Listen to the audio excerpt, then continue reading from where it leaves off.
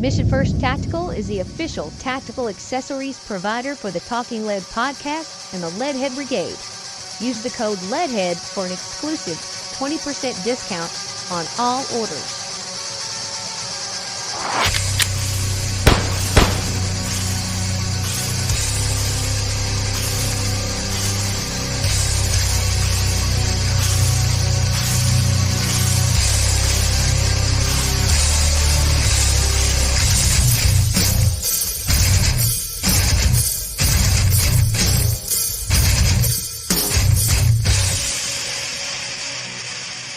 All right, lead heads. Welcome back to the Talking Lead podcast. I'm your host, Lefty. We have been bringing you all the lead education since 2012 here on the Talking Lead podcast.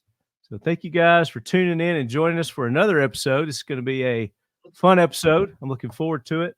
But before we get to that, if you didn't get an opportunity, make sure you go back and listen to our previous episodes to get caught up on all the goodness and giveaways that we're doing. We've got a giveaway this September on the AK corner where we're giving away a Pioneer Arms Corps Hell Puppy. It's a 7-inch AKM 7.62. It's their new offering there at Pioneer Arms Corps. So we're going to give that away to one of you lucky lead heads that participated in our giveaway. If you're an avid listener, you know that you have to be a listener to win our prizes. We don't just make it available to every Joe Schmo out there. So if you're a dedicated lead head, then you know how to get in. You got to participate, you listen, and that's how you win on this show.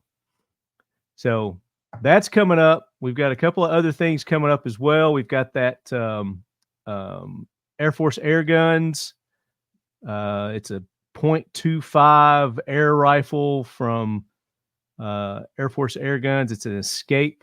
It's like $1,000 air rifle. It's got an optic on it. It's got a bipod. It's fully loaded. And we're giving away a case of the Firebird targets, exploding. They call them reactive targets. We have to be careful, I guess, with our terms on what we call things. So they're reactive targets. So listen, find out how you enter that. There's still time to get in on that. And that was one that we did at the Goals Convention, where we gave away these awesome challenge coins with the Talking Lead logo, Firebird Targets logo. And if you got one of those, then you're eligible for that giveaway. If you haven't entered yet and you got one of these coins for the Air Force Air Guns, get in on it ASAP, because you're going to miss out if you don't. So that brings us to our guest for today, ladies and gentlemen, Leadhead Brigade. It is none other than Lee Jackson, and Lee is a former British Army. He is currently in the executive protection arena, and specifically he trains K-9s for that. So we're going to learn more about Lee and get a little more background on him. And we got a whole slew of things I want to talk to about Lee, because he's formerly from Britain. He's now in America. So we're going to talk about that too. So Lee, welcome in. Cheers. How are y'all doing? We're doing great, buddy. And you're also an author. I failed to mention you've written a book. So we're going to talk about your book also. Yes, sir. And the accent, it's a giveaway. Is that a British accent, or is that like, you kind of sound like Colin McGregor? What's his name? Yeah, so I get Irish a lot. So my accent's quite unique. I'm from a place called Yorkshire. A city called Wakefield in Yorkshire, West Yorkshire specifically, which is like the north of England. The easiest way to explain it, I'm the redneck and country boy of the UK. That's the easiest way to explain it. So you found the perfect place to move to America, where all the rednecks are, in Tennessee.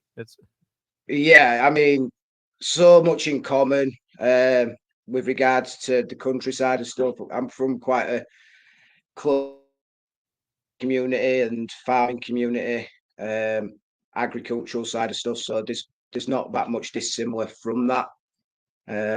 So yeah, that's kind of where the accent comes.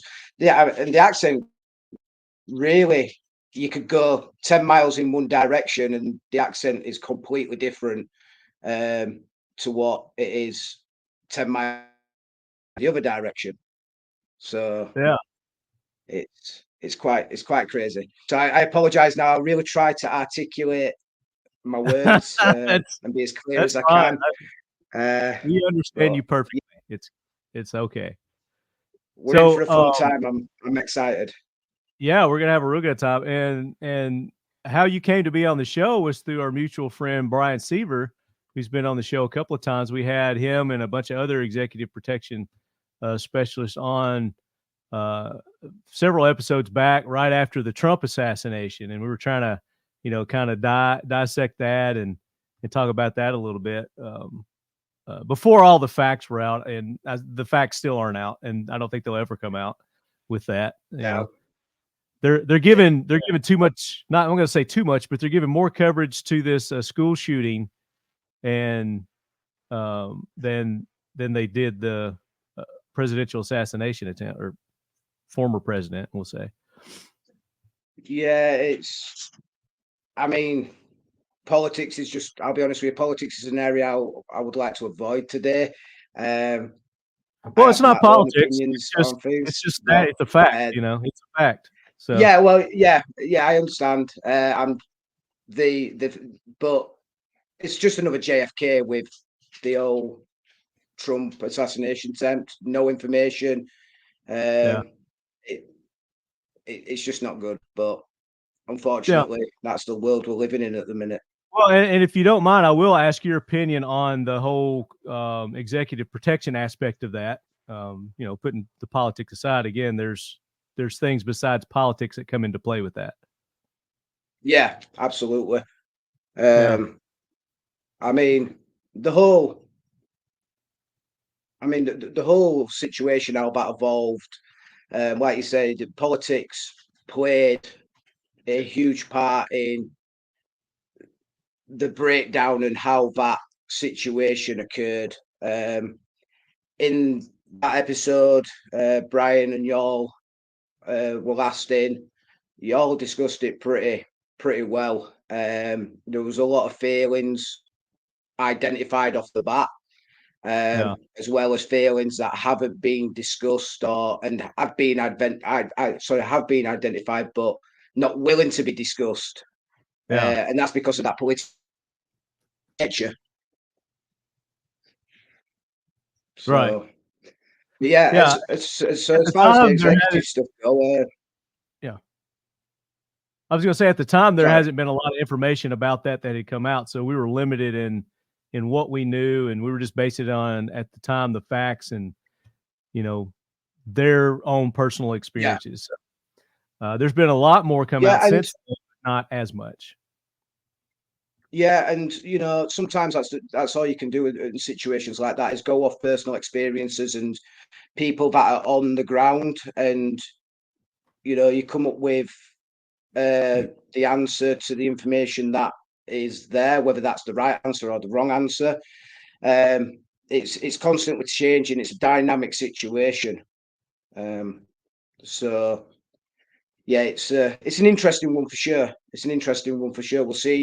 We'll see what it's like in November when the elections happen.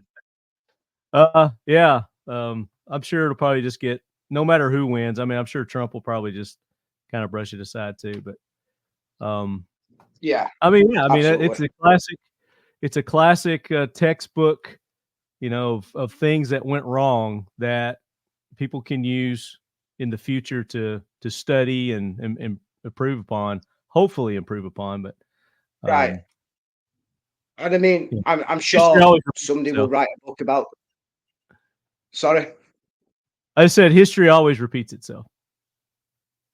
History always repeats itself. Yeah, it's a revolving door, and I'm sure somebody will write a book on it, on the failing and the whole debacle of the situation. And I mean, relatively speaking, if you're working in the executive protection paradigm, things go wrong, and when things go wrong, we're talking about lives, and lives get lost, and you try and put everything in place to try and mitigate all that risk, to be able to develop that safe environment.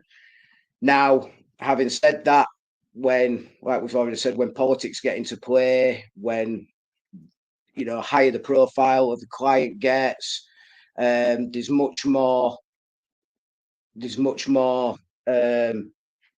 let's say, points to take consideration of, and so that means there's much more moving parts, much more to go wrong.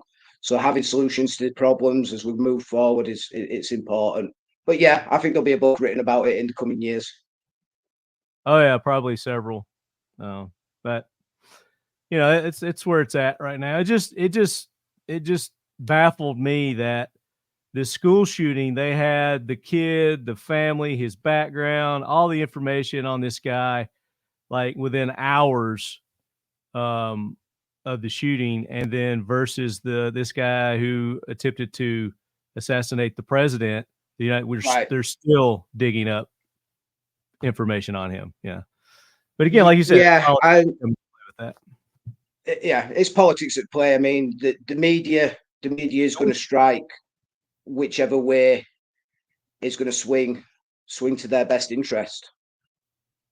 Yeah.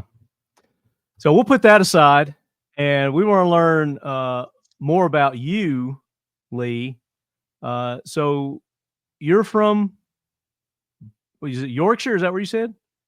Yeah. So I'm from called Wakefield in Yorkshire. I originally grew up in a village called Rye Hill.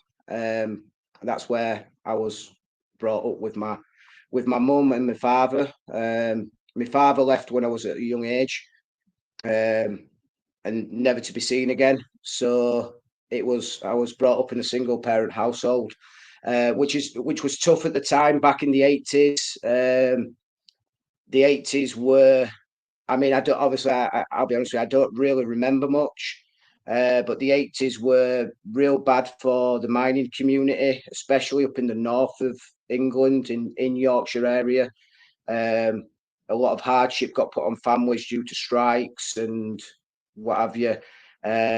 So I know my granddad and my grandma and my mum through some quite difficult times as I was growing up. But yeah, so I grew up in Wakefield. We moved from Ryle to Wakefield as a family. I have a sister, and grew up in that area. And I prominently took a lot of interest in playing rugby as a young child. At the age of 9, I started playing rugby league, which helped me control and put a lot of discipline into my life. And moved on to, I took an interest into the military, and in the UK we have what you call army cadets, and the army cadets similar to like your ROTC, let's say, that can be done while you're at school. And I joined the army cadets at 13, and started to learn a lot of military proficiency at a young age, going on adventures, a lot of AT training, a lot of adventure training. I was part of the shooting team, doing international shooting at one of the world's largest shooting competitions, which is at Bisley. I can't remember exactly where it is Bisley, but Bisley is it's part of the UK's NRA, so it's a huge. What were you shooting? Rifles, pistols? Yeah, we're shooting target rifles. I'd shoot a 308 target rifle. So typically up to 1,000 meters. At the furthest, with ghost ring sights. No optics, just ghost ring sights, and we'd be shooting target rifle 308 up to 1,000 meters. I also at that time we'd have sort of a similar version to the SA-80, which would be called a Cadet GP rifle.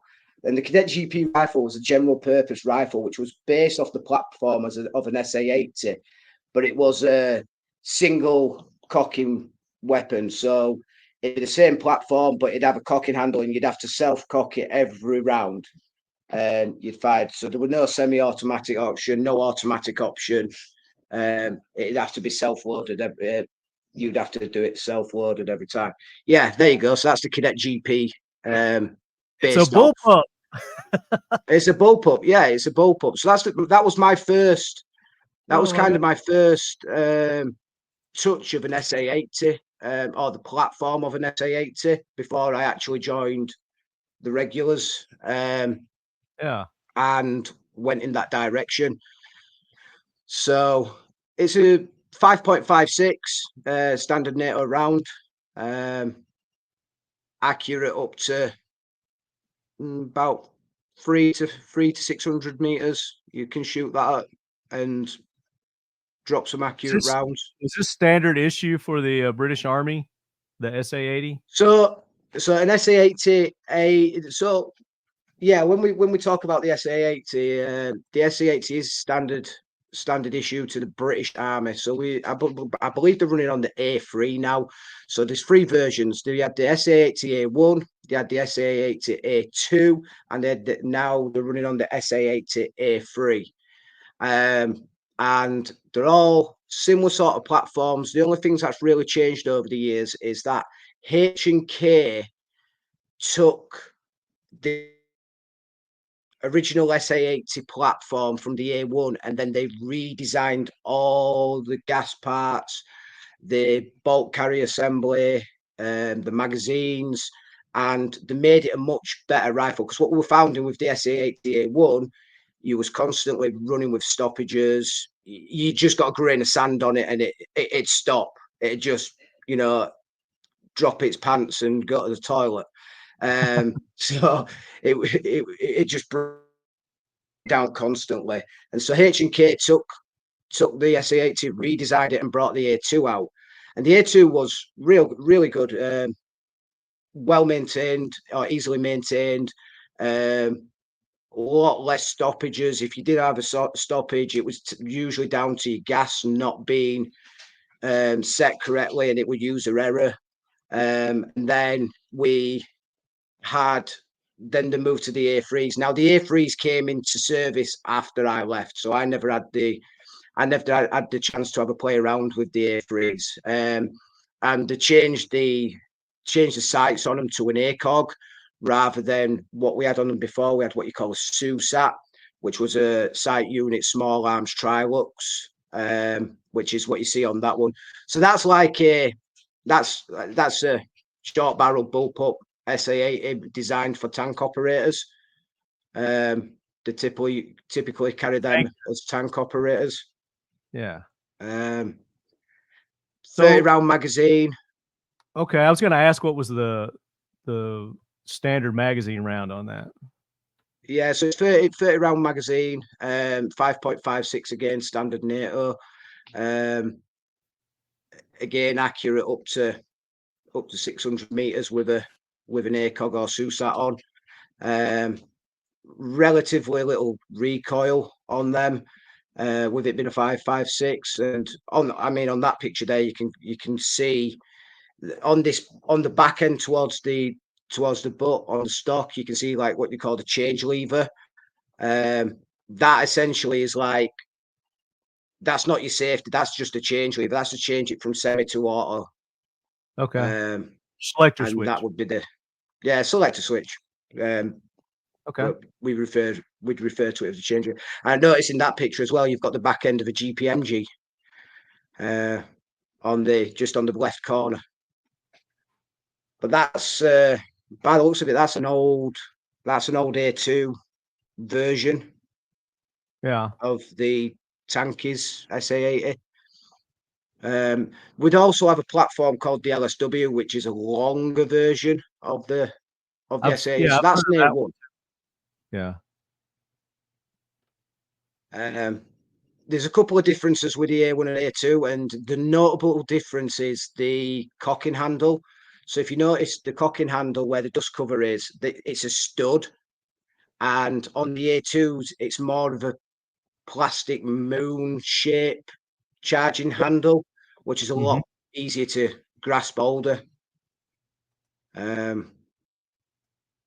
yeah, I liked them. I get a lot of pushback from my US counterparts on it being a Of bullpup course. and the way it looks, which is Well, it's the fine. bullpup Um, in general, you know, the whole concept and aesthetics, mechanics of the bullpup with the magazine being back in the rear.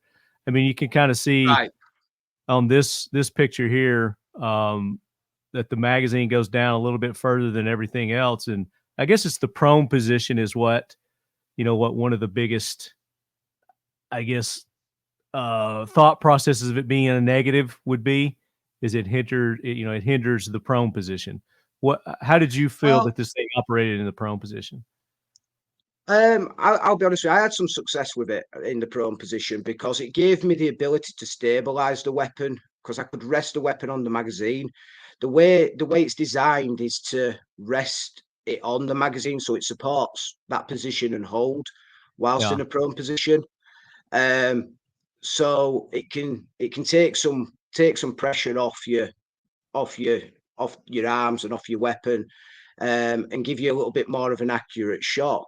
And as for maneuverability, moving through, if we're crawling and when we're moving through buildings and stuff like that, again, I didn't really find it too hindering. I did find if I position it, so if I had it draped down across my chest, I did find sometimes the magazine would get caught in my strap on my webbing. Right. If I didn't Yeah. have my webbing like tight enough onto my body and it would loose and I had it draped, I would find that my magazine would catch that and reduce my reaction time. So other than that, I didn't really find anything negative. What I do find from a positive point of view, especially from a CQB stance, because it's such a shorter weapon, it gives you that ability to move around corners a little bit better, a lot less Mhm. muzzle exposure, the ability to stabilize the weapon because all the weight's on the back end rather than the front end. So driving it into your shoulder, obviously driving the stock into your shoulder and all that weight's on the back end, there's a lot less pressure on your forearm. So I found that I was able to support the weapon much longer in a sitting, standing, or kneeling position. Okay. So, So um, that's a unique, I guess, weapon, especially for Americans. But that's something that we have fun with on this show. Is I do this segment. It's called the AK Corner, and I have this former Spetsnaz soldier that co-hosts with me, Marco, and he yeah. absolutely he hates bullpups, and we're always teasing him about the bullpup. So I should have you on an Yeah, episode with Marco one time. That would be fun. that'd be fun. That'd be a That would good be fun. episode. I mean, as far as I completely get it, I completely get the concept of the bullpup people, especially the military community, why you would be against it. I do feel as well that I did not mention like another con is the ability to change magazine. Now you do a lot more messing about taking your sight off the picture than you do with, let's say, an AR platform. Because an AR Mhm. platform, your magazine's up front, you can drop your magazine and reload it while still maintaining your sight picture. Whereas a bullpup, you're typically in a position where you have to turn the weapon slightly to unload that magazine and then reload a new magazine. So that is a negative to it, and I can see how that can hinder. But as for like speed and stuff like that, I felt pretty comfortable with it. It saved my life a few times in Afghanistan, so I can't complain. Well, yeah, there you go. I mean, it's better than having nothing. Hell yeah. Acro bags embrace the art of blending in with a low-vis, everyday carry bag featuring a dedicated, discreet firearm storage system. Inspired to keep this functional as a great everyday commuter bag, daily essentials are organized and secure while on the go, offering a vast array of organizational options in a very comfortable platform. Designed to meet the needs of modern commuters and travelers seeking both functionality and security, the Acro 10-liter sling bag offers an array of organizational options in a comfortable platform. The dedicated, discreet concealed firearm compartment is ambidextrous with quick access. The Acro series is constructed from durable materials that are designed to withstand the elements and rugged environments. Mission First Tactical is the official tactical accessories provider for the Talking Lead podcast and the Leadhead Brigade. Use the code LEADHEAD for an exclusive 20% discount on all orders. Oh yeah. Oh, so you served in Afghanistan. Before we get to that, I want to kind of go back a little bit when you're talking about your version of the U.S. ROTC with Yes. Yeah. what was it called? So it's the Army Cadet Force. So the Army Cadet Force is something that young kids, and it's like a charitable organisation. It's run by the military for kids who aspire to go into the military, and it gives them an insight view. I was part of the North and West Yorkshire Army Cadet Force,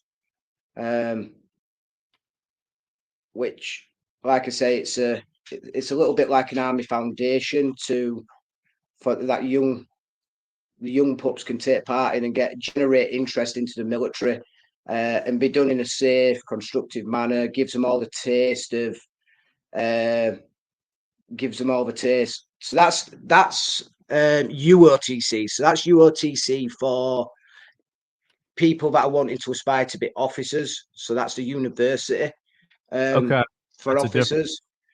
That's a completely different entity. The actual the ACF side of it is designed more to a youth organisation, and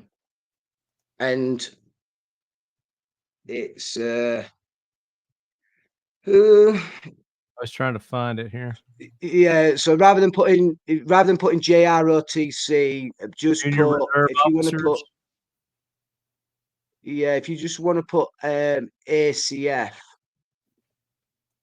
If you put Yorkshire North and West ACF.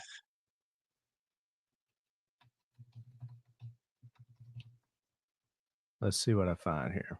There you go, the top one right there. That one. Okay. Yeah. So there we go. Yeah, look, they're carrying those. It's an organization.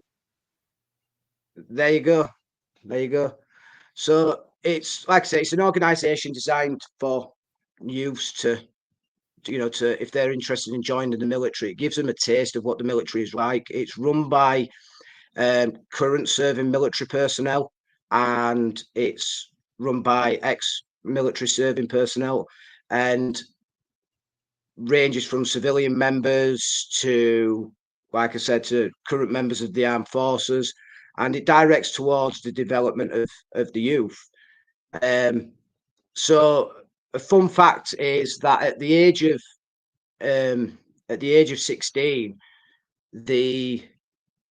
if you meet the requirements, you can join the British Army as a regular soldier into the Army Foundation College at Harrogate in North Yorkshire. And that is basically, you are a full-time serving soldier. The only difference is you're not able to go into combat operations until you're 18 years of age. What age can you join this organization? This organization you can join from the age of 13. Or 13. Sorry, correction, 12. 12.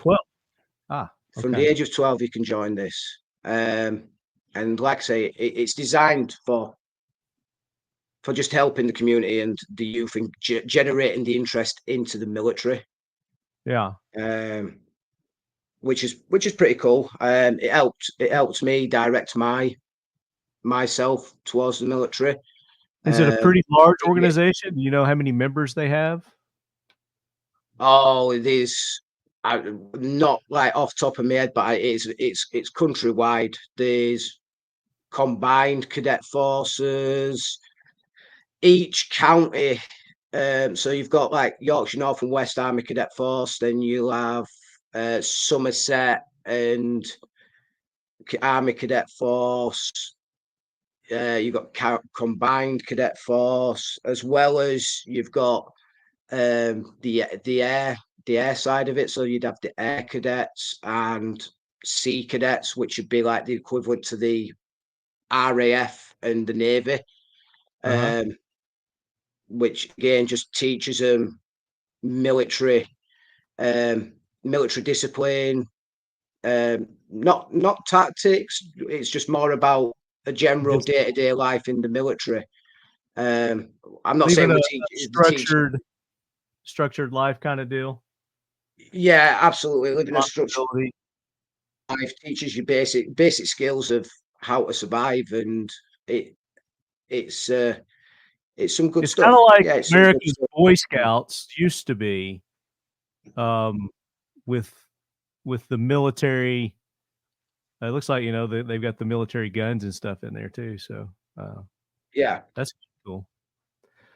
Yeah, our Boy Scouts of America isn't what it used to be. So I don't know what they're teaching our youth these days in that organization. But this is something that's really cool that is unique because we don't offer something like this in America. Which, I mean, other than the ROTC, and I think there's some junior ROTCs too, but this seems to be like a very large organization. Is it government backed or is it private? No, it's government backed. It's all governed by the British military and the Ministry of Defence. All the officers within the organisation are all commissioned officers, so they're all commissioned by the King. Or previously the Queen. So they're all commissioned officers. They all have anybody who's an adult, what we call an adult instructor, are all tied under MOD with military IDs and a level of military training.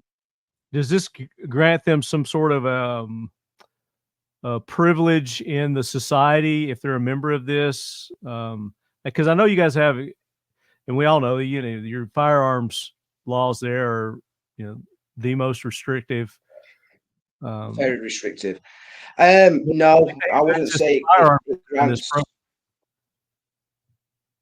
Sorry, you broke again. I was going to say, it looks like they have access to firearms, at least while they're in this program. Yeah, so whilst they're in the program, I mean, any access to any firearm in the UK is highly restrictive. Highly restrictive. Even if you are a serving military member, it is highly restricted. And the firearms are located in, especially, so let's take this organisation, for example. They would typically train out of a military barracks, which have obviously their own armoury on there, and they will have a segment dedicated to that detachment of army cadets, of general purpose army cadet rifles for them to have access to. But firearms on a general basis is still highly restricted. You don't get no privilege regardless of your status with the military. Interesting. It actually could be seen as a hindrance in some respects, because unfortunately, the level of mental health and PTSD, which is undiscovered in the military, the local police forces are less likely to give somebody serving in the military a firearm certificate, which is crazy. Yeah, which is crazy. But the whole process of getting a firearm certificate in the UK is beyond a joke. They've made it to where there's no point in having one. There's no point in even contemplating going there. It's too much. Yeah, it's too much of a hassle. There's too much money involved. And too much control. Essentially, if I'm correct, back in the 1970s, around that area, firearms were easily accessible. You could carry a firearm, and then the Firearms Act came into play, and everybody had to give up the firearms and go go through licensing. Mm. Yeah. So, And from what I've talked to other people from Britain, if you're not a member of like a sports club or something along those lines, then it's pretty much impossible to get a firearm. So on that front, so you've got two different types of certificates in the UK. You've got a shotgun certificate, so you can own a shotgun, so you could be a farmer. You've got your firearm certificate. So your shotgun and your firearm are completely two different certificates. You do not have to be a member of a gun range to own a shotgun certificate or a shotgun. You just need to have a legitimate reason for having a shotgun, which could be anything from pest control to hunting, and just go through the whole rigmarole of having the safe, all the inspections, the interviews, and medical assessment completed. Now, gaining a firearm certificate is 10 times harder, because what we're looking at then is you have to be a member of a local gun range. It can't be, it's not exactly a sports club. It's got to be a gun range. It's got to be a registered gun range, and you have to attend that gun range at least once a month after a probationary period, which has to be signed off by members of that club. Now, if the members of that club are very toffee nosed and don't feel like you fit in there, they won't sign off on it. So it's very stiff upper lip in that side of things. So that makes it hard to get in there, especially a common boy like myself. Going shooting in the UK has kind of been made for the rich people.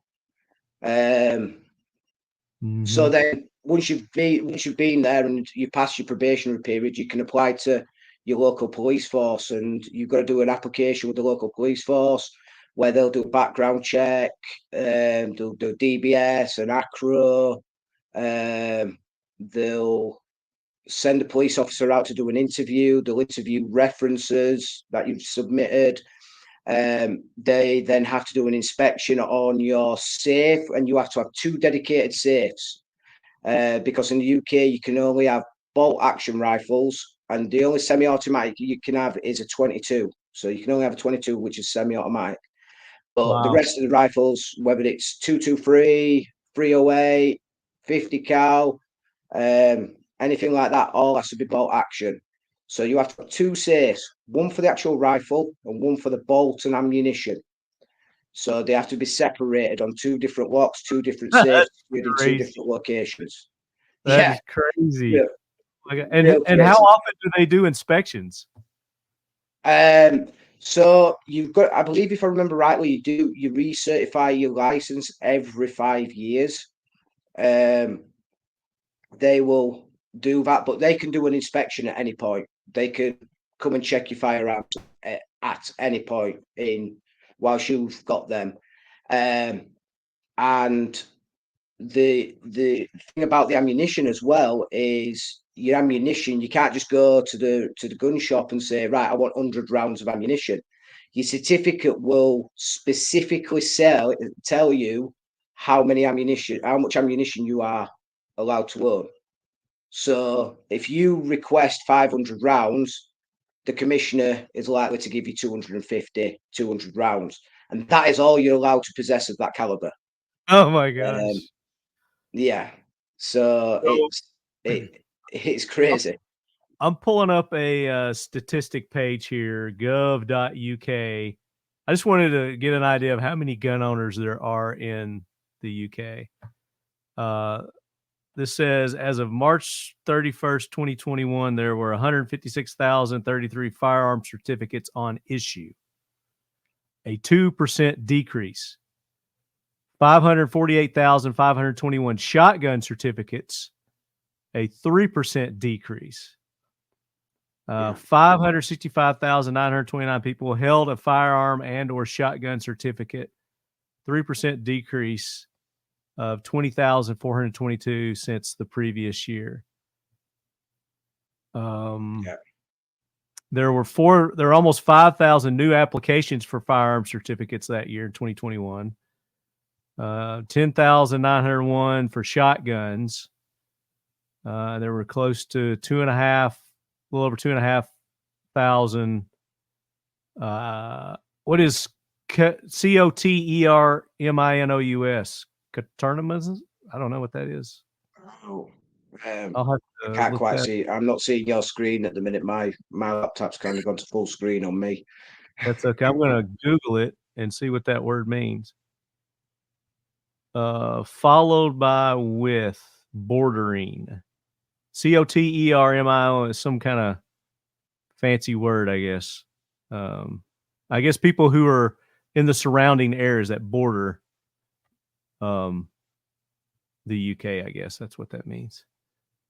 But anyway, I was just curious to see. So 156,033 firearm certificates on issue March 31st, 2021. Statistics on firearm and shotgun certificates, England and Wales, April 2020 through March 2021. That's coming from your gut. I'm going to say are you an American citizen now? No. So I'm still currently, yeah, I'd love to be. I really would love to be. But I'm currently here on a O1 extraordinary ability visa, work visa, which allows me to work in my industry here. Sure. And that's perfectly fine. I mean, you're here legit and doing good work. So you've been here, we were talking earlier, you've been here in America like full time for about a year. Yeah. I arrived in October. Sorry. No, that's okay. We've got like a delay on our audio here. So I don't know why we've got a delay because we're both in Tennessee. We shouldn't have a delay. No. That's nuts. It's odd. So what I was asking was, you've been here a year since October. Prior to that, you were coming, I guess, as your work visa allowed and renewing and doing that kind of stuff. Yeah. A lot of the stuff that I was doing previously was, I'll be honest with you, was vacation and just working. A lot of my stuff was done in Europe and working from Europe, threat analysis, and when clients travel to Europe, I'd be the POC and lead guy over there for that. So previously, like my visitation to the US before my visa was strictly ESTA, which is travel visa. So I try to play by the law as much as I can because the law is, it can either help you or it can screw you over. So I'd rather have it in my favor than against me. Well, sure, absolutely. So, I mean, you want to do it by the book, obviously, especially the line of work that you're in. Now, doing executive protection in the UK with the firearms law, how do you get around that? Do you carry a firearm when you're doing executive protection in the UK? How does that work? No. So your best tool, in all honesty, is these things and this thing. So your mouth and hands is your best tool in the UK and Europe. You're not even allowed to carry a knife down the street without it being classed as an offensive weapon. It's crazy. Now, having said that, I believe, can't remember which podcast it was, but you did your original podcast with Brian a number of years ago, and he discussed an incident that happened on the red carpet in London when we were with one of our clients, and the guy pulled a linoleum blade out, pulled the linoleum blade out, took a swipe at Brian, literally 6 feet away from his principal, and I had to move in swiftly, take him out. And that is just down to being vigilant and capable of meeting violence with violence, and especially meeting and understanding the laws of engagement and the rules of engagement within them countries. For example, working with principles such as, is it necessary to use that force? Is it any more than necessary? Sorry, no more than necessary. Is it proportionate, and is it reasonable to the circumstances? So you've got to act within the law at all times on that front, which makes it very difficult from an executive protection stance. Because, I mean, we talk about level of force. When you're asking people to step back from your principle, at what point, I'm always thinking, at what point do I need to put my hands on someone to prevent that when they're only trying to get an autograph?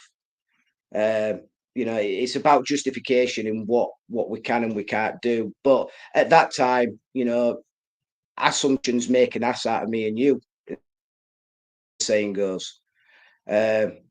It's something that we're constantly aware of, that we're not armed, and the assailants could be armed, because bad guys don't care. Bad guys don't matter what country you're in. Yeah, bad guy is not exactly. going to obey the law. They're going to have a gun. Yeah, they're going to have exactly. We look at a recent incident that's just happened in Southport, UK, near Liverpool, and 9 children and adults were stabbed, and I believe 3 of them children lost their lives. And all they were doing, they was attending a Taylor Swift dance recital. And another Taylor Swift incident, huh? Yeah, I mean, she wasn't there on site, but yeah, another Taylor Swift incident, essentially. And the guy's gone in there and stabbed him, and the bad guys don't care. The bad guys don't care, and unfortunately, systems in place or becoming in place in Western society is not protecting the law-abiding citizens from protecting themselves. Especially in the UK, it's, again, we're seeing people go to prison for saying something on Facebook when, what happens to freedom of speech? Those jackwagons are trying to get Americans now. They're trying to have Americans deported to prosecute them in their country. What a bunch of idiots. Yeah, I don't understand how it works. I mean, I've not been there in the country to witness any of that. I've only witnessed it through the media and what I've been told by family being. But anyhow, going back to the executive protection side of it, yeah, it makes it very difficult. You constantly have your head on a swivel. We say, you need your head on a swivel. You're looking, always checking your 5s and 20s, always checking in the distance, looking for threats. And you're always profiling, and having, like I say, your hands and your mouth is your biggest tool. Your hands, especially to defend yourself. So having some form of martial arts, having some form of self-defense training, and just like running dry drills with firearms and training your everyday carry, and going from your draw to your sight picture to pulling the trigger and making all that smooth. It's the same principle with your self-defense. Making sure your actions are smooth, making sure your reaction time is good, your body position, making sure you're always positioned in the right place, right time, and you're looking at the threats or potential threats, and profiling. Profiling takes a big part of it. But then also your mouth, because your mouth is a huge tool to de-escalation, especially if you've got a crazy manic fan who wants an autograph, wants to cuddle, wants to hug, wants to do whatever. You need to be able to, you get them, and you just want to, you've got to kind of keep them at bay, and sometimes talking to them like human beings and keeping professional is a great tool to combating that. So yeah, it does create. Do you take any kind of special training for profiling?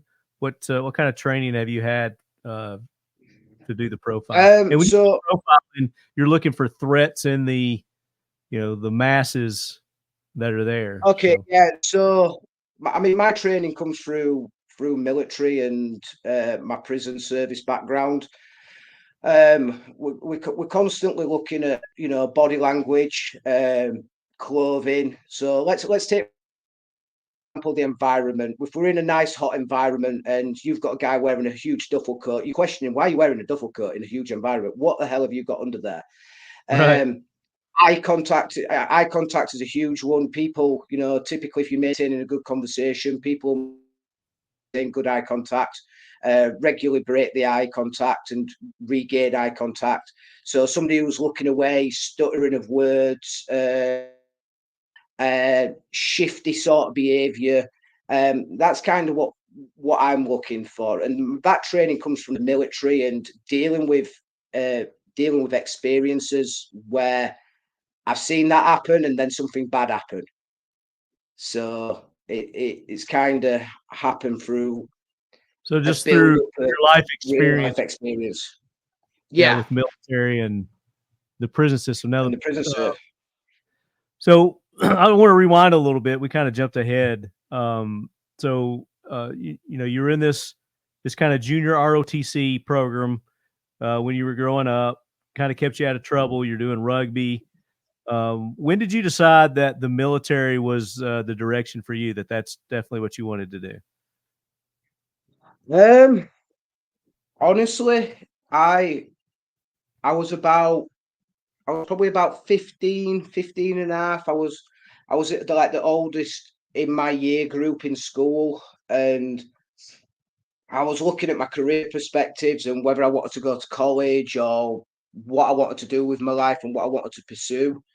And I took a real fancy in like mechanics and engineering at that time. And I kind of thought, well, what's going to give me the best career perspective, the quickest way, without having to go through years of years of college and sitting in a classroom? Because I hate sitting in a classroom. I love to be out on the ground. I love to learn. I'm a kinesthetic learner. I enjoy learning with my hands and that sort of thing. And by doing, um, so I kind of thought, you know what, the military is an option, and I'd spoken to quite a few of my role models, instructors within the Army Cadet Force at the time, who kind of said, you know what, that's probably a good decision for you to do. Take yourself to the Army Careers Office and go have a chat with the careers guys down there.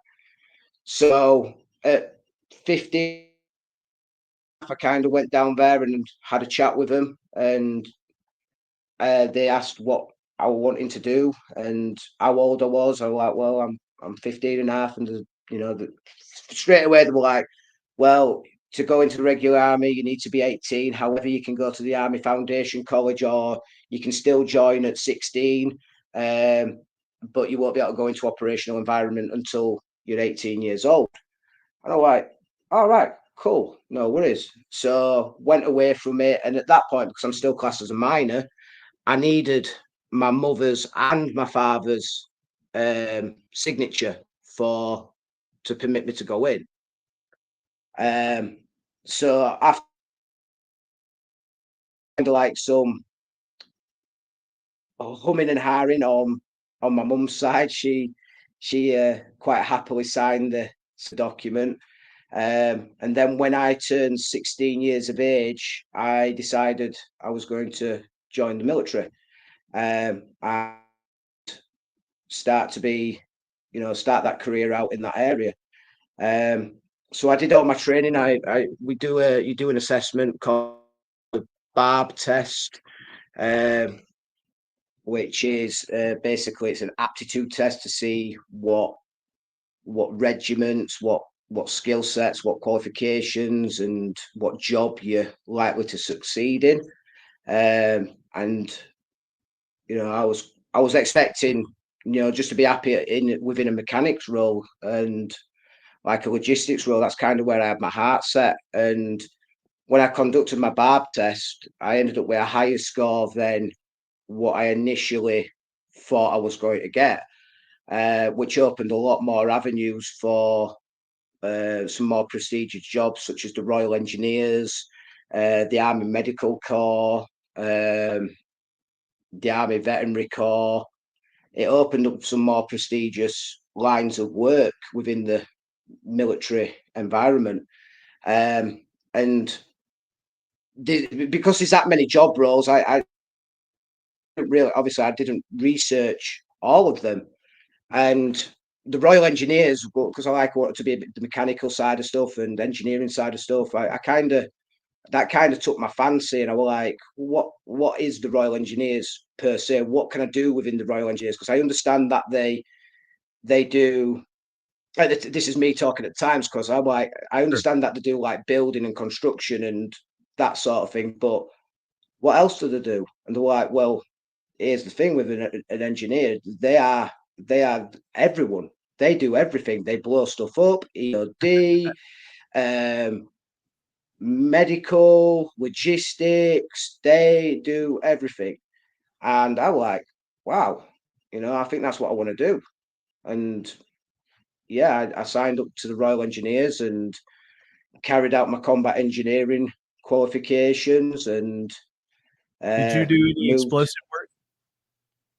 Yeah, I did some explosive stuff. I did some demolition. I mean, I won't talk too far into it because I know it's quite a sensitive subject to talk about. But I worked within an EOD environment, as like along with the rest teams. We call them rest teams, which are Royal Engineer search teams, going out with patrols, searching for IEDs, and either calling for what we call the ATOs, which are the ammunition technical officers, to come out, or we would blow them up in situ. We'd just put a nice little bit of explosives on them, and we'd blow them up in situ. As well as doing MOE, we'd do methods of entry, compound clearances.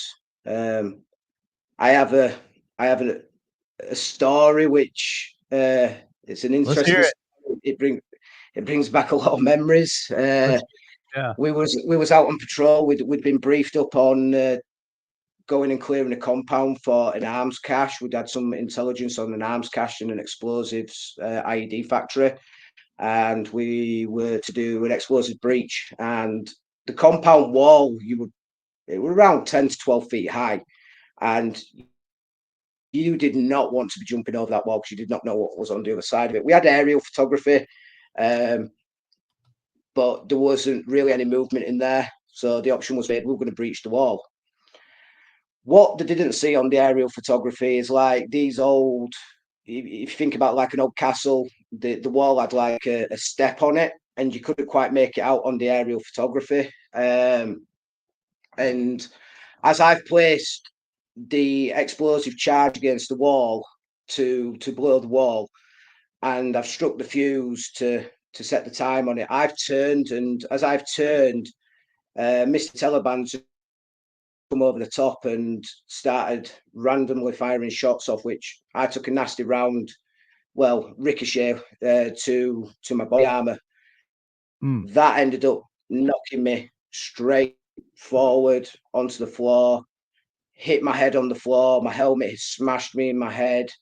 As I fell, I snapped my wrist, completely out cold, waking up on the back of the Mert, panicking. And the first thing that I go for is my SIG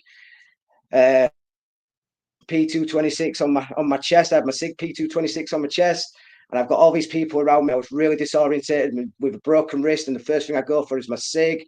And then the next minute, I'm waking up in Bastion Hospital, comatose. They jabbed me up and knocked me out. Oh my gosh! Wow. So it was a shrapnel that hit you? Ricochet. Yeah, I'd taken a ricochet from a 7.62. Oh, okay.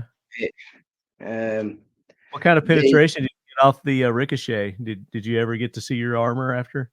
Yeah, I did. I actually, believe it or not, I had pictures of my body armor, and about 6 years ago on my old laptop, I had it on my old laptop, and I'd logged onto my laptop, and I'd gone to kind of like download some stuff, and my laptop just shut down. My laptop just corrupted and shut down. And I was like, oh, I'm like, no, no, what's happening? So I took it to a computer guy that I knew, and I'm like, hey, I says, this has just shut down on me. It won't turn back on. It's just like literally gone. It's like, I'll see if I can pull the hard drive out and see if we can pull all the information off it and see what's happened. So he pulls it off and he's like, the hard drive's dead. It's like, oh, gone. And I was like, bro, I was like, no. Literally everything I had, there was all my Afghan pictures on there with my brothers. I had everything on there, and it just no backup. It would just it would. I learned that the hard way too. Horrible. I cried. I genuinely cried. I cried because it was just it were heart wrenching that I'd lost all their memories. I do have a few pictures which I still have, just mainly of myself, nothing. Yeah, external hard drives, baby. I learned the hard way too. External hard drive. I back everything up. Yeah, twice. Yeah. But yeah, so the penetration on it it hit me on my left side, and the left side of the body armor. The penetration, it was around. The way I can describe it is like it was peeled like you're peeling a tuna can lid off. Mm-hmm. And the Kevlar had kind of peeled back on itself, and it was like in a V-shaped gouge, and it probably penetrated about 5 or 6 mil depth, because it lost a lot of power with it being a ricochet, but it was enough to hit me on the floor. Still a lot of kinetic energy left in a ricochet that it could kill people. Oh yeah, it was. You're lucky to be alive. Does that come up? Could it hit you in the temple or anywhere? Yeah, it's scary, and I consider myself very fortunate with circumstances like that, and a lot of my friends didn't make it home. A lot of my. Which years were you in Afghanistan? So I served 2009 to 2010 on Operation Herrick. We call it Operation Herrick. I was on Operation Herrick 11. So Operation Herrick 10 and 11 were considered for the British Army, were considered the worst parts of the whole Afghanistan campaign. Are you saying Eric or Herrick? Herrick. So HERRICK. I'm just gonna pull that up there.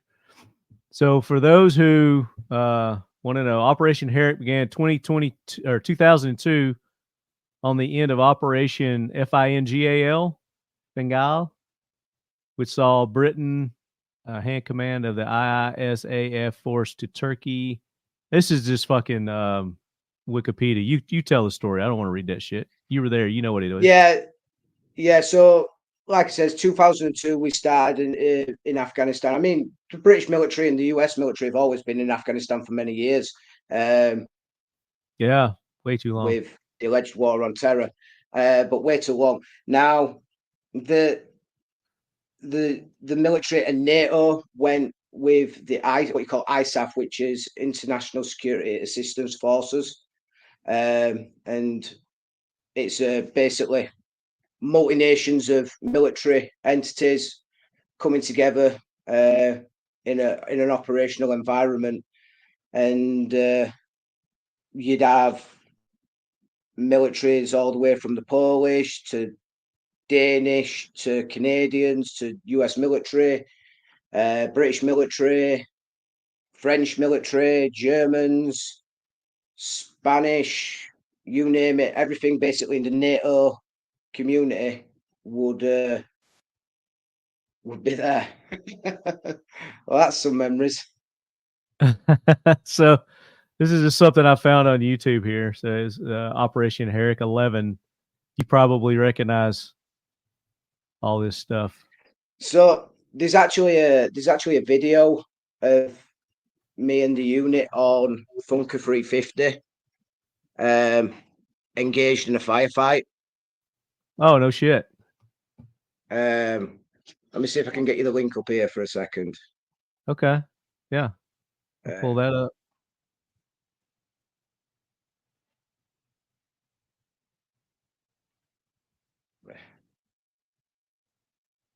We should have had this one ready.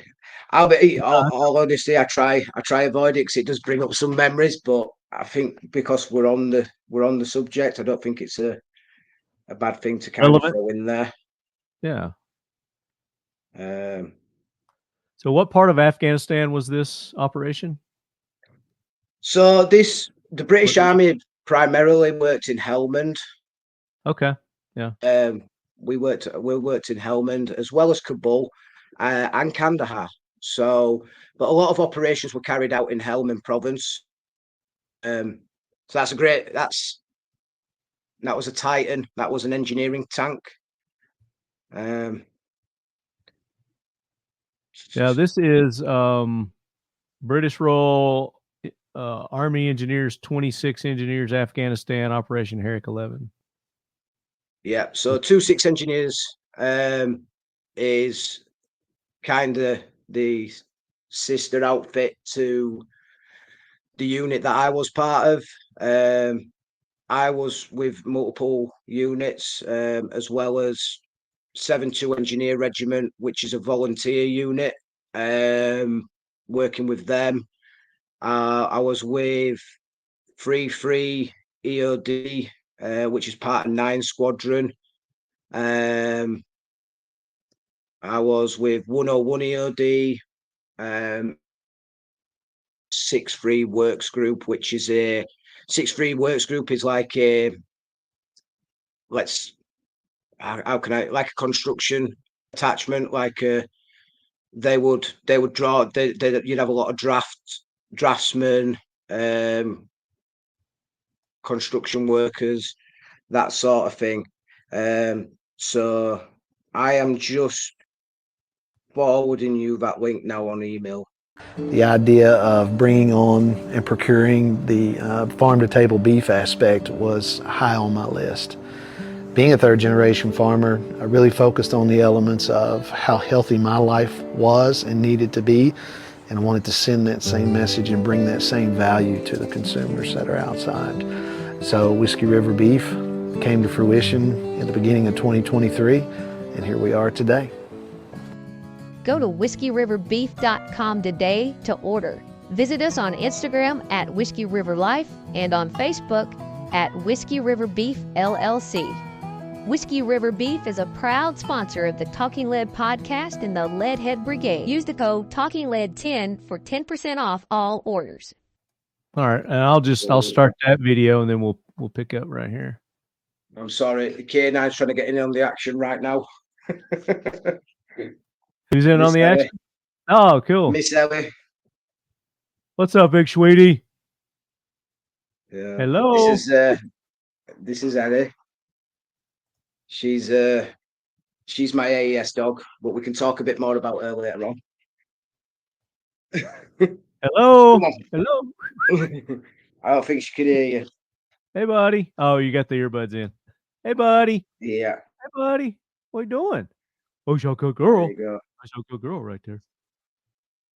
She's a good girl. All right, so I got the video up here. This is the Funker, and it's like a minute 37. Is that the video we're talking about? All right. Yeah. Let me fire this up. So this is you. This is you in this video. Yeah, I'm in amongst this video. Okay. I'm lent against the wall. You'll hear me shouting in a minute. I'm lent against the wall. And here? Yeah, I'm the guy kind of shouting, just in the middle. Brown You're shirt. in the middle, in the ground? No, I'm just a bit further on with the brown shirt on.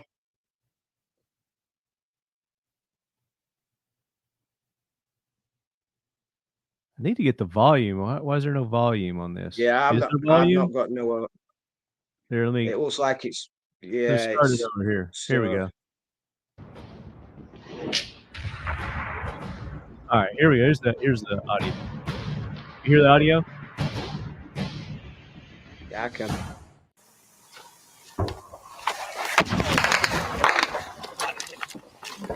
Right. Yeah, you see this smoke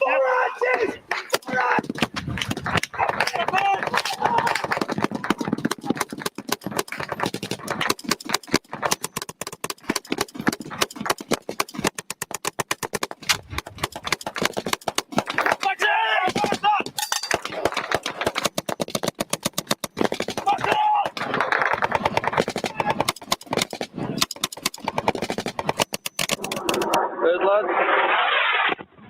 Fuck, I wasn't there, I could. Yeah, so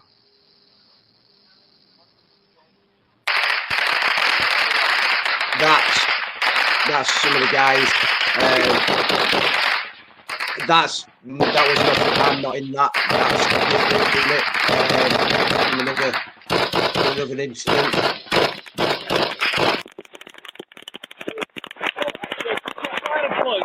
That first scene. That's where I'm at.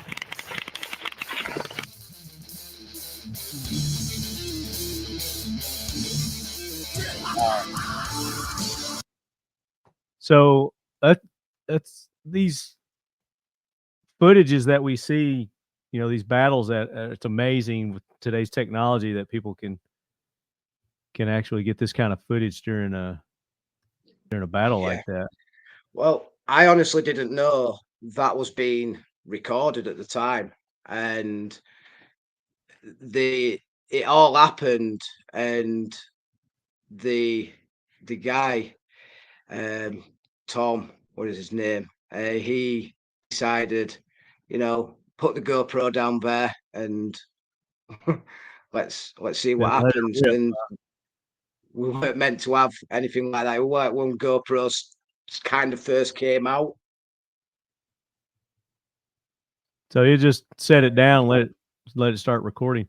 So you're the guy on the far right. I'm right I'm further down. On just the one who's a little bit skitsy. The one that you squatted. Now you just picked your gun up. Yeah. Went over. Yeah. You're on the far right there. Yeah. So that's you. Wow. And then what was that explosion that happened back there? Is that them shooting at you or? That was RPG. Yeah, that was RPG came over. Holy shit. So just overshot. What was that? It overshot. So them videos, they're just add-ons to that particular video. Okay. I don't recognize them. Gotcha. I don't know if that's a Funker 350 edit. But I don't recognize them. Who's Funker 350? Do you know who that is? Honestly, I don't know. I believe it's somebody out of the States, or just like a social media group. I used to see him all the time on. I used to be part of a Facebook group called Sangin Valley Gun Club, which were for basically soldiers that had served in Sangin Valley, and it were a bit like 9-line rappel, that sort of thing, kind of set. Okay, I don't watch a lot of military YouTube or anything, so I don't keep up with who people are anymore. So I don't know. Yeah. But it's great footage, and I mean, for you to have something like that too. Again, I mean, I know it stirs up memories, but like you said, it helps you cope to be able to hit it, to face it head on. And is there any other footage of you out there that you're aware of? Not that I'm aware of. No. I've got some other pictures on my phone, but I'll keep them there for me. What year was this? That was, I believe that was back in 2009. 2009. So you saw action pretty much right when you got boots on ground, huh? Yeah. So I spent 2 weeks at Kandahar. doing like what's the word I'm looking for? Lost my train of thought. Acclimation. Not yeah, Acclimation. that's the word. Yeah, I'm doing acclimation. 2 weeks of acclimation at Kandahar, then moved to Bastion, Camp Bastion, which is located in Helmand, and then moved out from Helmand to multiple forward operating bases: Fob Inkerman, Fob Jackson, Fob Rob, multiple forward operating bases within Helmand, as well as going back to Kandahar to assist with the basically the minister for the UK was visiting Kandahar and was visiting one of the colonels of the I was out with, and I was asked to go with the colonel to offer some insight to some field operations. So, yeah. So you were there 2009, 2010. Was the injury, was that what pulled you out? Did you go back after the injury, or were you out completely after your injury? No, I was out. It cut too close to home. I got home, tried to move past it, and I was the only way I can describe it is I wanted to live. It was my time to get out of the military. The way I was taken care of as well by the army wasn't great. The support and assistance given to myself and my family wasn't worth it. It wasn't worth carrying that any further forward, and I felt that my skills could be put better use within the private industry. Sure. And then when I left on leaving the military, that's when I went into K-9 training. That's when I went into putting my skills to K-9 training with searching and the explosive side of stuff. So why did you want to go to the K-9? What led you to the K-9 training arena, and especially with the bomb detection? Well, primarily because as a combat engineer in the British Army, there's not many jobs within the civilian sector in the UK that wants a military veteran, combat veteran who is combat engineer qualified, search qualified, the ability to blow stuff up or has seen things being blown up. There's not much need for that in the civilian sector. However, in the K-9 world, it's a great way to advance my skill set and still use the skill sets that I had in place, and to develop myself as an AES handler, which is an arms explosive search handler, is something I thought, you know what, I can dig this. I think this is going to suit my style of life at the time. And my first dog I was given was Megan, who you see on the front of my book, English Springer Spaniel. She was just about 2 years old when I got her, and I got her from my mentor, Gavin Epworth. There she is. So that's Megan. 2011 when you started this? Yep. So got her I got her around because I left the military. Even though I left the military in 2011, I started, looking at my career back end of 2010. Because like through my transition period, like I imagine it's the same here in the United States. Transitioning out of the military, you can start looking for employment and what have you to be able to transition living. into civilian life. Yeah. Yeah.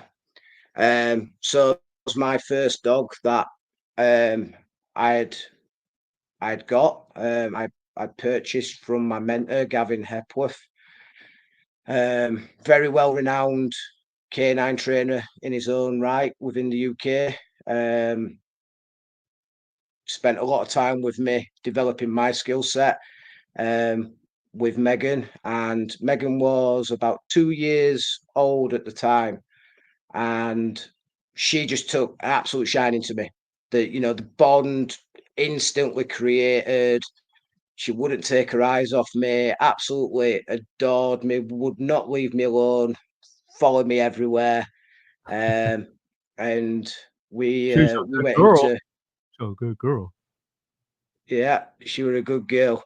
And we we was trained and completed a course in arms explosive search, where we went on to carry out multiple contracts for high profile events like Ryder Cup, so Europe versus the United States in the Ryder Cup, which is a huge golf tournament. Yeah. Um, Familiar with that. Aintree races for the Grand National, horse racing. So it's a little bit like your Kentucky Downs, but Aintree is a big event in the UK. Same as Cheltenham Gold Cup. We worked on there, securing there. And then in 2012, we were part of the team to secure the 2012 Olympics in London. How was that? Carrying out route clearances. It was fun. It was fun. It was interesting. We actually had it. Yeah, we actually did have an incident. I'm sticking with that. It's a live incident, even though it was technically a training one. But at the time, I was not ready in that this was a training incident. So I'm claiming it as a find because I wasn't ready on the situation. Me and Megan were on what you call the search lanes, and we were searching vehicles when a white transit van came up on search lanes. Driver gets out, polite, no indication on anything on his behaviour. He was absolutely fine, followed instruction, and so I set Megan off around the vehicle. We call it a free search. It's different here because of the Fourth Amendment rights. You all don't want to discuss search, and it implies different things. But in the UK, it's called a free search. So I let Megan off on a free search, and we'd gone around the vehicle, and all of a sudden she goes, like full on indication, like you see on the picture, sat down, solid, frozen, and I'm like, oh crap, this is not good. And behind in the vehicle behind me was a blacked out BMW X5, and I could barely see the occupants in it. And I'm like, Megan, leave it. She's like, nope, no, straight onto source. I'm like, okay. So I'm pulls her off it, and I says to the driver, keep your hands where I can see them. And he's like, oh, it's all good. It's all good. I went, no, it's not all good. Keep your hands where I can see him. He's like, it's all good. He goes to reach in his jacket. And as he reaches in his jacket, I jump on top of him. Megan's like been pulled along with me because she was only small. She's like been pulled along with me, and I'm jumping on the guy to restrain it. I'm thinking this guy's got an IED in his vehicle. Right. And anyway, I gets him kind of wrapped up, semi-restrained, and these 5 big 6-foot grizzly looking guys jump out of this black BMW behind us, body armor, MP5s. Oh, and shit. They're like, whoa, stop. It's police. We're police. It's a penetration test. And I'm like, what? I'm like, what's going off here? It's like, you've done a great job. You've done fine. Just let him go. I'm like on top of him, about to just absolutely cave his head Right. in. He's like, show me some credentials, dude. Yeah. And he's like, and that's what we were trying to do. He was actually trying to show me his credentials, but I didn't give him chance to do that. I take it you're not armed. Is that correct? Oh no, we're not armed. No. Yeah, you're So not I don't armed. take, So that's the only thing you can do is I tackle take this a dude. chance. Yeah. There's, and it was a training scenario, and the police sergeant there was laughing about it, and there was a whole joke made, and I was like, "Well, guys, what would you expect me to do?" They were like, "No, you did exactly the right thing, but you were just quicker than us about it." So it Was were, was yeah. it an actual explosive or did they just make it coat it with No, so what? Yeah, what residue? they'd done was they'd basically taken a barrel of S and Ampho, and it weren't nothing wired up. It was just a substance which creates the Yeah. odor of creates the scent picture for the dog to indicate on. But because there was a large amount of explosives there, it clearly had an armed escort. Yeah. Um, Yeah. so So during that Olympic, were there any other like real incidents? Maybe none that you were a part of, but anything you heard of or anything that was thwarted? Because I don't recall that there was actually any incidents in no, we had daily intelligence briefings. We had there was an incident which was with it was like low level. A guy had come through with a shotgun in his there. Oh, vehicle, which he wasn't meant to have, and he'd left some shotgun cartridges in his vehicle, which one of the dogs had hit on, and that kind of got raised through the flagpole. But when intelligence went through it, it was just a genuine mistake. He'd been hunting, and there were spent cartridges. They weren't live. They were spent. But other than that, there were nothing crazy to, you know, I cause had us someone any on cause concern. when the Olympics were in Atlanta. You remember like the pipe bomb that went off there and the Richard Jewell. Yeah, Do you remember that? I do. 1996. Yeah, it was back in 1996. I can't remember who I had somebody on. We were talking about that the other day. So that's the reason I was kind of more interested in that Olympic to see if there was like anything that actually happened there. But doesn't. Yeah, and Was this a ultimately, private company that you were working for with the K-9s? yeah. So I was with G4S. I was working for G4S, K-9 services, and they were contracts through the Metropolitan Police. So we all had to have Metropolitan Police certification. So me and Megan had Metropolitan Police certification for substances ranging from nitroglycerin to TATP to HMTD, and military grade, commercial grade sort of stuff. And so we were Metropolitan Police certified, but we were contracted civilian handlers. Now, through this company, is that where you got your training on how to train the K-9s? And I would assume you trained them in more than just the explosive detection. Yeah. I mean, when we're talking about my K-9 experience, initially I started out with a private security company called Professional Security, based out of Leeds, West Yorkshire. And when I first met Gavin, he took me under his wing and trained me as a handler, moving on to giving me multiple documentation and training courses on how to train K-9s, to then moving companies to G4S, where I furthered my skills as a AES handler and trainer, understanding the principles of training and how we implement this. And then in August 2011,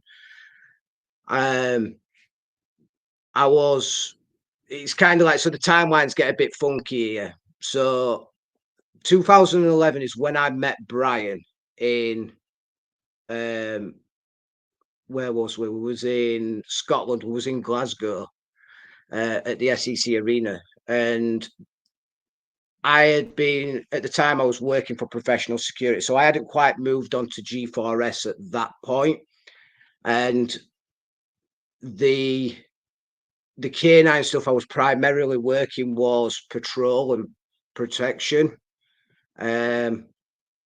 side of stuff. And when I met Brian in 2011, we were just there to carry out K-9 protection on the principal that was there performing at the arena. And Dolly? Yeah, Miss Parton. Yeah, Miss Parton was there. He's already broke that egg. We know it's Dolly Parton. Yeah, there you go. So Her Majesty. which Dolly I Parton. mean, yeah, she's huge in the UK, absolutely huge. And previously we weren't aware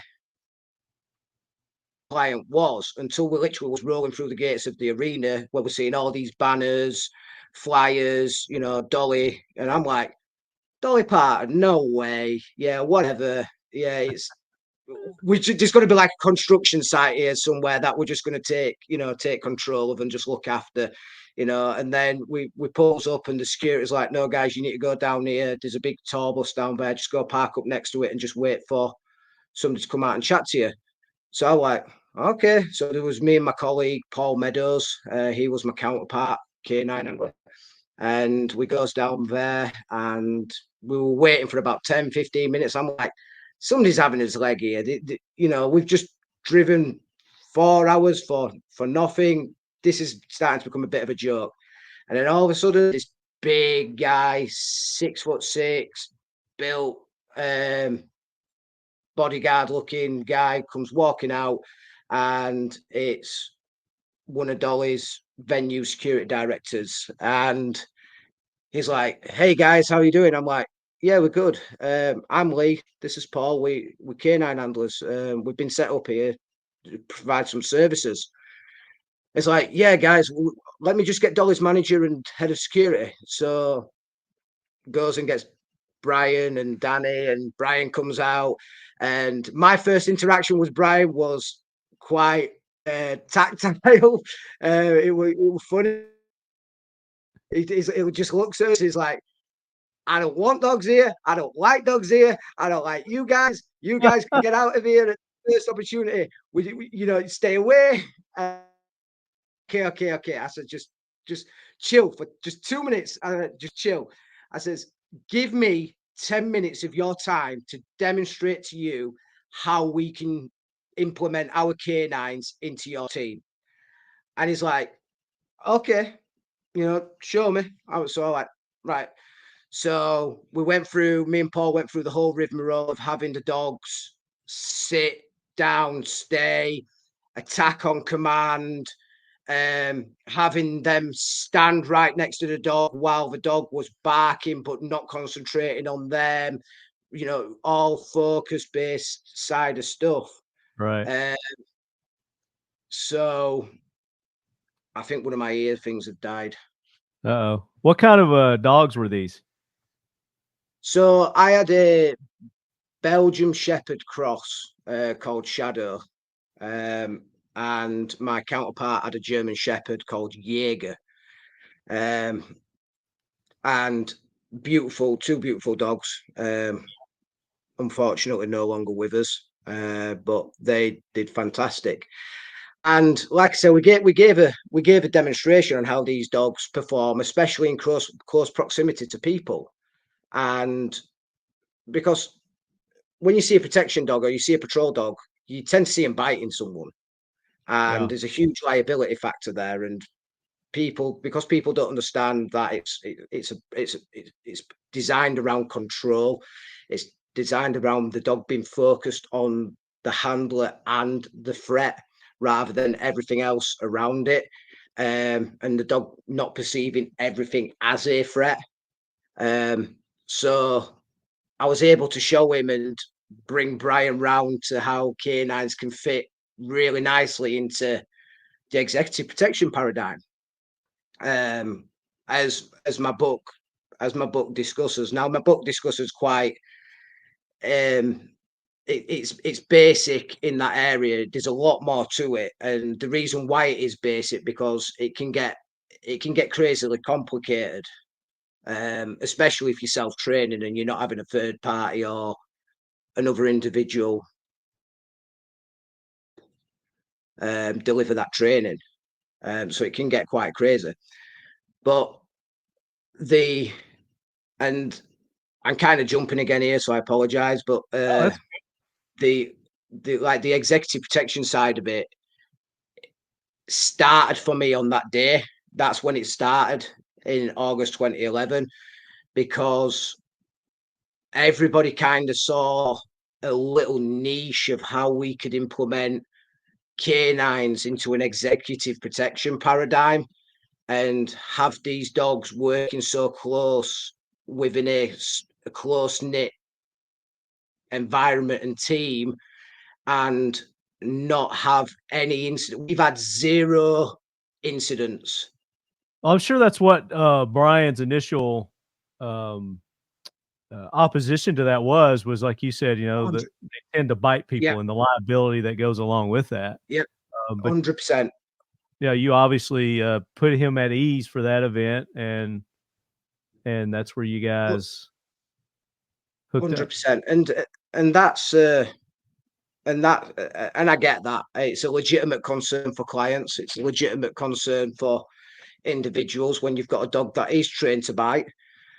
But it's also something that takes a lot of time, takes a lot of effort, takes a lot of patience to get right. And it takes a lot of energy to continue doing that, especially in the environment you work when working. And not also just the protection side of stuff. It gave us the ability to introduce the AES K9. So like Megan, it gave us the ability to come in and, as part of the advanced work on executive protection, we would advance with us K9s. So we'd search the whole venue, not just where the client is going to be. We would search the whole venue. So we're talking about looking after all of the customers and fans and all of that. So we're not, as a protection team, as a protection K9 handler and working in that paradigm, my focus is on the principle, but it's also on the protecting the fans and giving them the peace of mind that they're safe. When you're training, no, go ahead. I'm sorry. And that kind of gave us the ability to expand our profile and image and the client's image as well, because it also takes that caring approach to the fans and that you care. So it gave us a good outreach for that and the ability to advance our security capabilities tenfold. Now, when you're training the K9s for executive protection, I know the explosives detection and gunpowder, things like that. They can sniff all that. Do you train them also to do attack, or is that two different dogs for two different? Is like you train this and that's their sole purpose is explosives. And then this one has been trained for physical protection. Yeah. So there is a couple of angles. There's a couple of approaches that you can take with this. Now, in the military have dual purpose K9s. Police departments have dual purpose K9s. They'll have a K9 which could typically carry out patrol work as well as narcotics or explosive detection. They'll typically be what we call dual purpose. In the UK, because the laws are slightly different and the litigation and risk behind things, you typically want to draw on the side of what we call floppy ear dogs. And floppy ear dogs are anything from a Springer Spaniel, Cocker Spaniel, Labrador, something cute, fluffy, and good looking. Good looking. Yeah. Now, Malinois are great dogs. Malinois, German Shepherds are great dogs, and they possess all the qualities for a dual-purpose dog. But within the executive protection paradigm, we also are looking at the image of what it kind of presents and how our dogs can be approachable. Where I have found through research that statistically we have an 80% greater response, much more positive response from our fans and people that we deal with within venues, and much more receptive to allowing us to do the searches if the dogs are floppy-eared dogs. Yeah.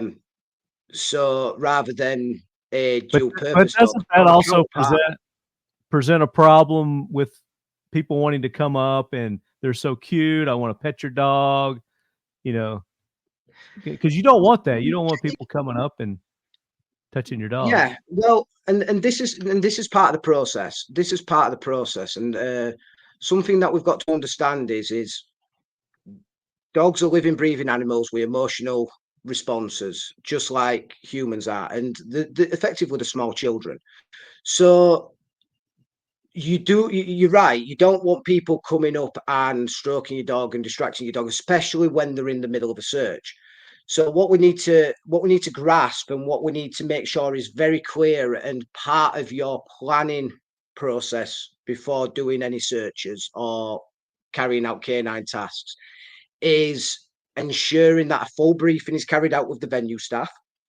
So bringing the venue staff in, there is going to be a dog operating. Under no circumstances should any of y'all touch the dog, interact with the dog, unless explicitly told to. We would sterilize the venue, so wherever possible, we would pull people out the venue and just have the handler and spotter in there to mitigate that. Now, where it becomes a bit of a tricky area, but it's also an area I kind of invite it to happen because you allow in yourself to be searched, to have the dog scent, the scent around you. I think I've lost you on my comms. Can you hear me still? You hear me? Check. Yeah, check. you've jumped onto my laptop. I'm sorry. So scanning people. So when we're scanning people, we typically will allow the line to come, walk past the dog, and the dog is open air detection. Essentially, it's searching the air around the individuals and picking out that odor, differentiating what it recognizes and what it doesn't recognize. Sure. And in them circumstances, especially if you're working a line of people in a meet and greet, so let's take a meet and greet, for example, and we want to quickly scan that line rather than checking bags or waistbands or pat downs or anything of that nature, we can allow the dog to go down. Now, if somebody wants to interact with the dog, it's on the handler to evaluate and assess how that interaction occurs. Now, something I will do is if I'm going down the line with my dog, I will tell people, do not touch the dog. Do not touch the dog. Please refrain from touching the dog. And what I'm doing there is I'm distracting the individuals from touching the K-9 because they're listening to me. And when they're listening to me, they're less likely to be focused on the dog. Right. Now, if the dog starts to show interest on an individual because that individual has been fussy or responsive towards the dog, let's say, then again, it's on me as a handler to identify that and identify whether my dog is being distracted and nip that in the bud there and then. Now, if I'm walking to and from somewhere and she's out of harness, say for example, if Ellie's out of harness and she's got to work head off, hell yeah, I want to let people stroke her. I'm going to let people come up to her, and I'm going to let people approach me. But again, I'm going to do it in a safe manner. I'm going to make sure she doesn't jump up. I'm going to make sure they don't get over the top of her. I'm going to restrict, that sort of thing. But I'm going to let her stroke it. And the reason for that is because it's socializing the dog. It's part of the training. It's part of environmental training, because if you go through constant repetitions of telling the dog to keep away from someone, then we're going into the realms of negative training, and we're bringing the dog away from what we actually want the dog to do. We want the dog to approach people. So yeah, it's kind of how it's approached. Is the way around it, is the way it's done. Now, is the main reason you're using the spaniel breeds is the main reason because of their cuteness, and I guess they don't seem as intimidating or imposing as like a Doberman Pinscher, or like I showed you in that picture earlier, there was some giant schnauzers that that are used, or is it because of their superior sense of smell? Because floppy-eared dogs have better smell than the short-eared dogs, and that's because their ears can floft the there is some truth in that, but it's not it's a dog's nose is a dog's nose. They're approximately 10,000 times stronger than our noses. But you are right, there's some truth in that. Nothing that I've seen scientifically to be able to back that up. It's just more of a little bit of a wives' tale. In the sense of big that. ears flopping the Yeah. front of them. But with regards to why I like to use floppy-eared dogs like spaniels and labradors, and over, like, let's say, a Malinois or a German Shepherd in a detection role, is let's have a look at one. We've got the image, so they're much more approachable. Two, they're much more agile. So they have the ability to get into smaller spaces. They have the ability to get under stages, under seating, under bleachers, and less likely to get trapped or stuck. They're actually a lot more methodical in the search process. Like, for example, a route clearance, they're very methodical in how they approach it, and you run less risk of a bite occurring. Sure. Yeah. Now, every dog, and this is something everybody's got to understand, every dog can bite. Every dog can bite, whether that's from a Chihuahua to a Doberman Pinscher, giant Schnauzer, Labrador. Chihuahua's always going to bite. What are you talking about? They're just little snapper kids. Little snappers. But every dog can bite, and it's important that we recognise that, and that there's always a risk of that can happen, regardless of whether it's a floppy-eared dog or a Malinois or German Shepherd.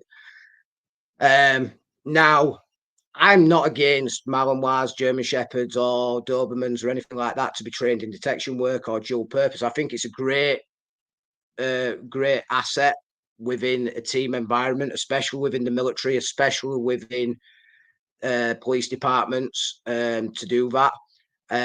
But I think it takes a special handler and a special person to be able to do work with them style of dogs. Because especially like when we're talking on the lines of Malinois, there's a lot of energy there with one of them dogs, a lot of energy, and we need to maintain that energy, and we need to also ensure that the dog's needs are being met. And if the dog's on a call, we need to ensure that the dog's appropriately acting. Is it tracking? Is it detecting? Is it protecting? All that side of it, and it can become a real juggle of tactics and juggle of skills to be able to handle a dog of that caliber, especially if you have no idea or you are just starting out in the K-9 world. The dogs will run rings around you. People don't give dogs enough credit for what they actually deserve.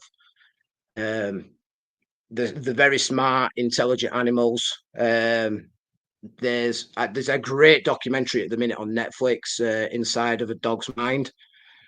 I've seen that, but I haven't watched it yet. I've seen that. Yeah, it's a great documentary. It's good. Okay. Yeah, it's interesting. The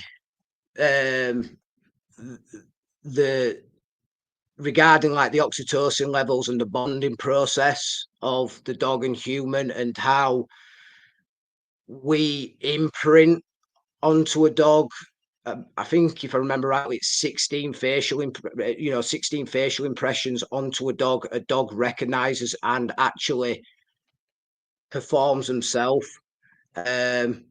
Sadness, happiness, pain, all confusion. Confusion. All that stuff. And it shows, and it's also documented that that's even more than primal animals such as monkeys. Monkeys only recognize 13 to 14 facial expressions. So a K-9 actually recognizes and can perform more than our closest relative in the animal kingdom.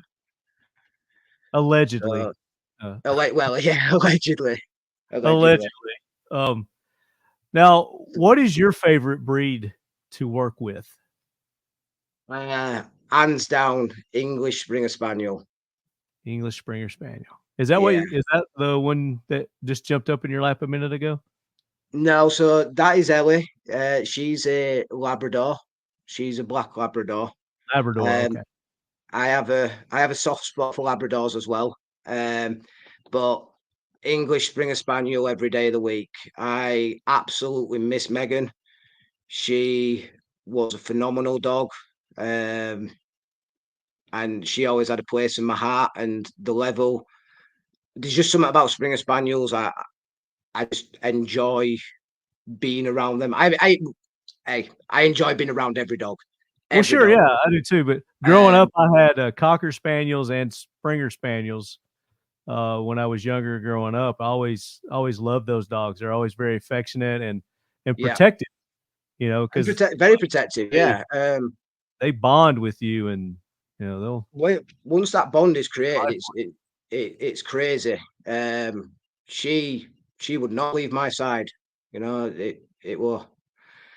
But yeah, my go-to breed would be a English Springer Spaniel every day of the week. Yeah, and is that for the job related part of it, or just because you like their demeanors, or are they actually the best breed for what you do? I mean, if we're looking at it from a personal perspective, I enjoy being around them. I enjoy that they have the energy and the fun and the funny, and that they've got the loyalty and heart. Now, a lot of dogs have got that, such as Malinois and what have you, but more the affection side of it and the cuteness of the floppy ears kind of kills my heart a little bit. It's that kind of on a personal front, on a professional front, from a handler and training perspective, I find that they're very responsive. I find that they're easier to train, and they're a lot more methodical in their techniques and search techniques, and bringing the prey drive and the hunting abilities out in them. I find is a lot more easier and admirable. It's because you see the results very quickly with them. It's fun to watch, and you kind of get a sense of achievement from doing it because it happens so quickly. Yeah. I've had the last 2 dogs I had were Great Danes, and absolutely by far my favorite K-9 that I've ever, I would say owned, but yeah, owned. Yeah, Smart, yeah, loyal. Great Danes are awesome dogs. Yeah, but they short lives, which Yeah, is sad. I'll be honest with you. There's not a dog out there that I really dislike. I I love don't all like dogs. yappers. I hate yapper dogs. I hate Well, those little yapper dogs. the dogs that are barking all the time, I get it. Yeah, but I think in their own right, I think everybody should have a dog as part of the family. Oh, Um, absolutely. Yeah. I think I do too. it, Not a cat, it's a gross. dog. Not a cat, a dog. They're awesome Cats animals. are assholes. And you know, when you start understanding the psychology behind them, and you dig deep into the history of a dog and the canine, you know, the canine history, it's really interesting, and you actually become more understanding, and it strengthens your bond between you and your dog, um, because you understand how this whole process of man and dog came to be. Um, and it's yeah. So Yeah. I would strongly advise to anybody who has a dog that, you know, take the time to understand the psychology behind canines and And specifically why. your breed, the breed of Yeah, canine. specifically the breed, Oh, and because what that's going to do, it's also going to reduce the the amount of people that get attacked by dogs and children that get bitten by dogs, and unfortunately, you know, it's a real risk that you can have small children in your house and you could have the most loving dog in the world, but if you don't understand the psychology or the drive behind the dog, and that small child's got a toy and they're playing around, the dog just snatches it and bites them accidentally. The dog doesn't understand. The dog's not going for that. The dog's not going to attack the child. They see the child as prey. They don't see it as anything else, because you've got to understand the psychological impact on the canine. So education will reduce a lot of that side of stuff across all countries and what have you. I'm a big advocate for that. The Kel-Tec Sub 2000 is a name and firearm platform synonymous with innovation. This year, we're looking forward to welcoming even more to the fold with a twist. The new Sub 2003 takes Kel-Tec's iconic folding carbine to the next level by allowing you to leave a fixed optic, lights, sights, or other accessories on the firearm even when it's folded away. To fold the carbine for storage, press down on the trigger guard while pulling back on the end. Rotate or twist the forend until a side slot on the leading end snaps into the retention latch on the buttstock. To unfold the carbine into the firing position, press the latch release button on the end of the buttstock and pull the forend up and away, while rotating or twisting it until the forend engages with an audible snap into the back half of the carbine. Compact and ready for use, the Sub 2003 weighs in unloaded at 4.2 pounds, with a compact folded length of 16.15 inches and an overall length of 30.45 inches when unfurled for use. From the backcountry to personal protection, this versatile go-anywhere tack driver is the perfect multi-purpose addition to any collection. Innovation, performance, Kel-Tec. let's do this. I made a post prior to our recording asking for listener questions. And let's jump into some of our listener questions. There's a lot more that I want to get into and talk about with you, but we're already 2 hours in, and I know you got other shit to do. So let's do this. And I want to find out about your prison background history. So Yeah. we'll just kick it off with this question. Where's it at?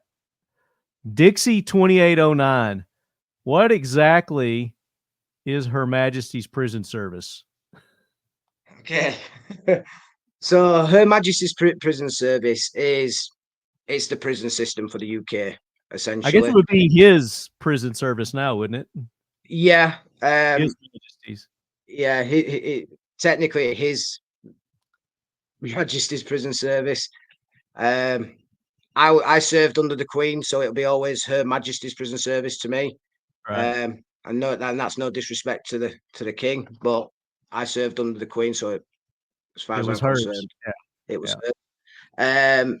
So it's essentially it's the prison and custodial system for offenders in the UK, and part of that is you're not just, weirdly enough, you're not just a prison guard. You're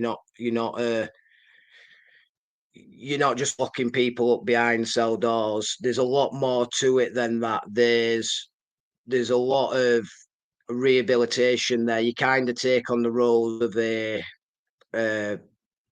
or borderline the roles of a probation worker and building a rehabilitative culture and a positive working environment to try and reduce reoffending, essentially.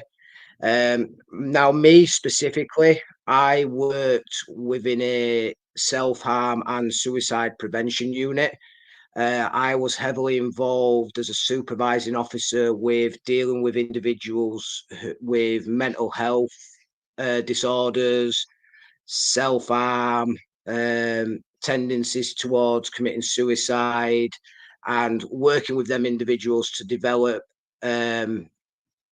plans to mitigate all of that and to try and help them, one, through the custodial sentence, and two, to obviously get them to see that there's, regardless, of the crime you've committed, it's important that, life's important. You've got to kind of just keep breathing.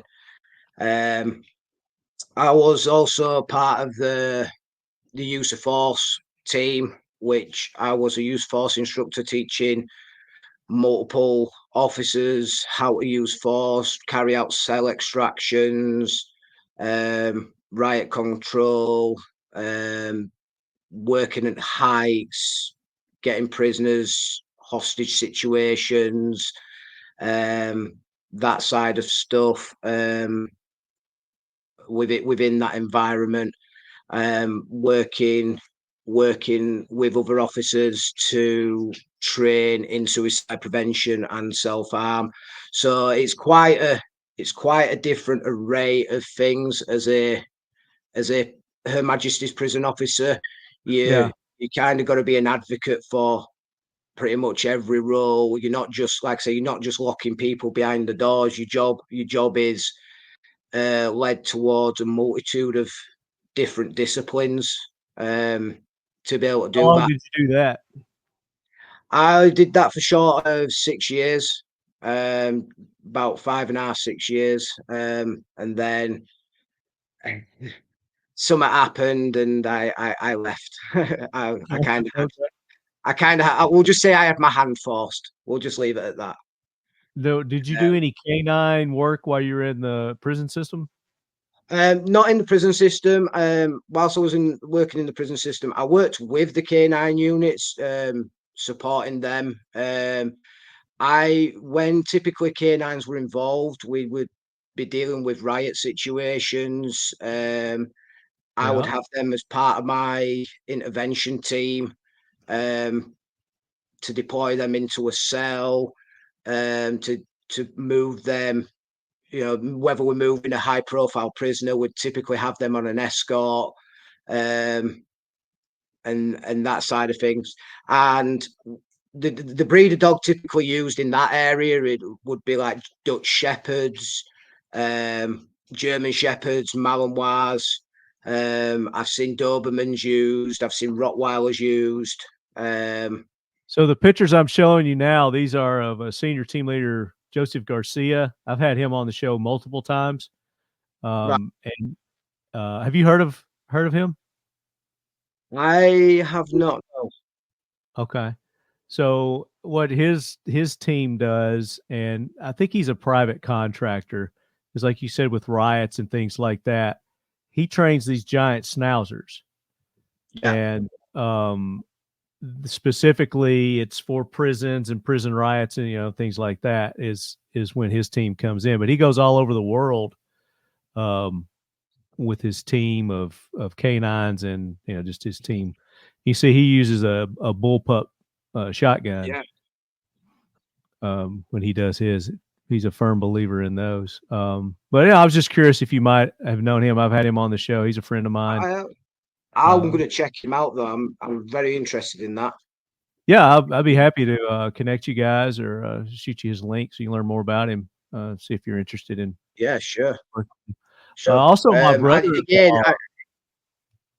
I would say also my brother-in-law is was a explosive detecting trainer dogs. He trained dogs for the Metropolitan Nashville Airport. So he was in charge of the K-9 units, and he trained those dogs for the explosive detection there. So nice. We had a couple of. You're like our third dog trainer that we've had on the show. So you're in good company. Yeah, absolutely. You're in good company there. Next question is from 10-man 4X. And there was a couple of people that asked this same thing. Brandon Ballistics. Basically, they're asking, what's the ideal age to start training a K-9?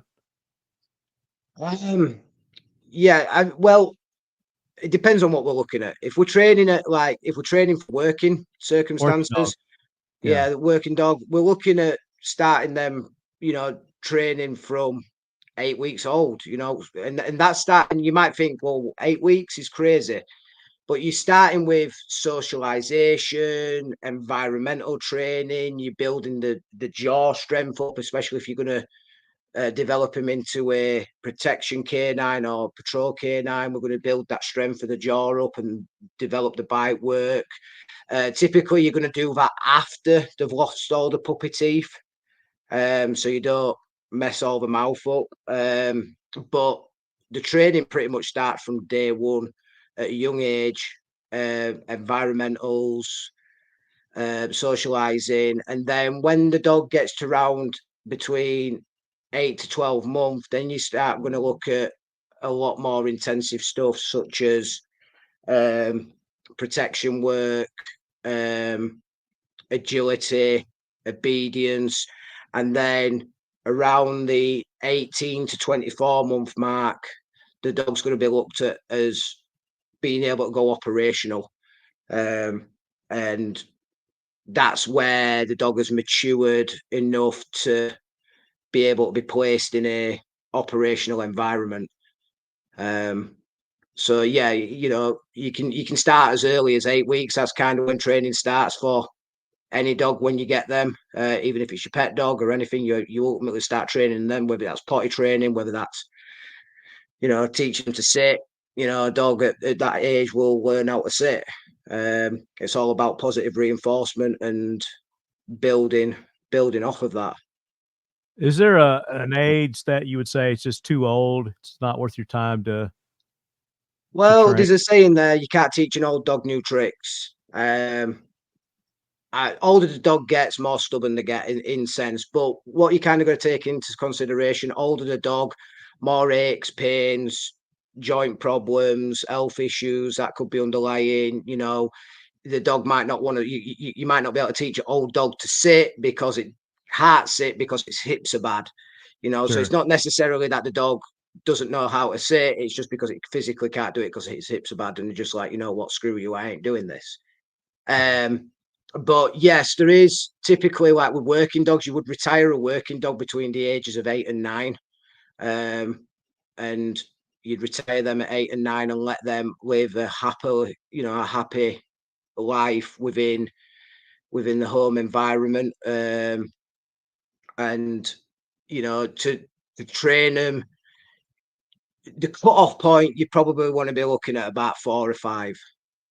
You know, that if you're going to take on a police dog, a patrol dog, or a military dog, you don't want to be looking any older than 4 or 5. Okay.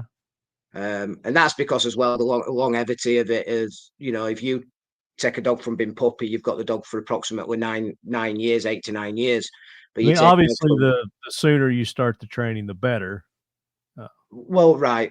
The sooner you start, it builds imprinting. It doesn't build bad habits. A dog which you start later on in life has got bad habits, so then you've got to detrain the dog out of them bad habits, and it's the dog's had chance to develop certain ways of doing things which it can be psychological or physical, and those are all the things that you have to combat when training a dog, especially an older dog. There you go. So, Behurst 87. Is it true that dogs don't need a carry permit?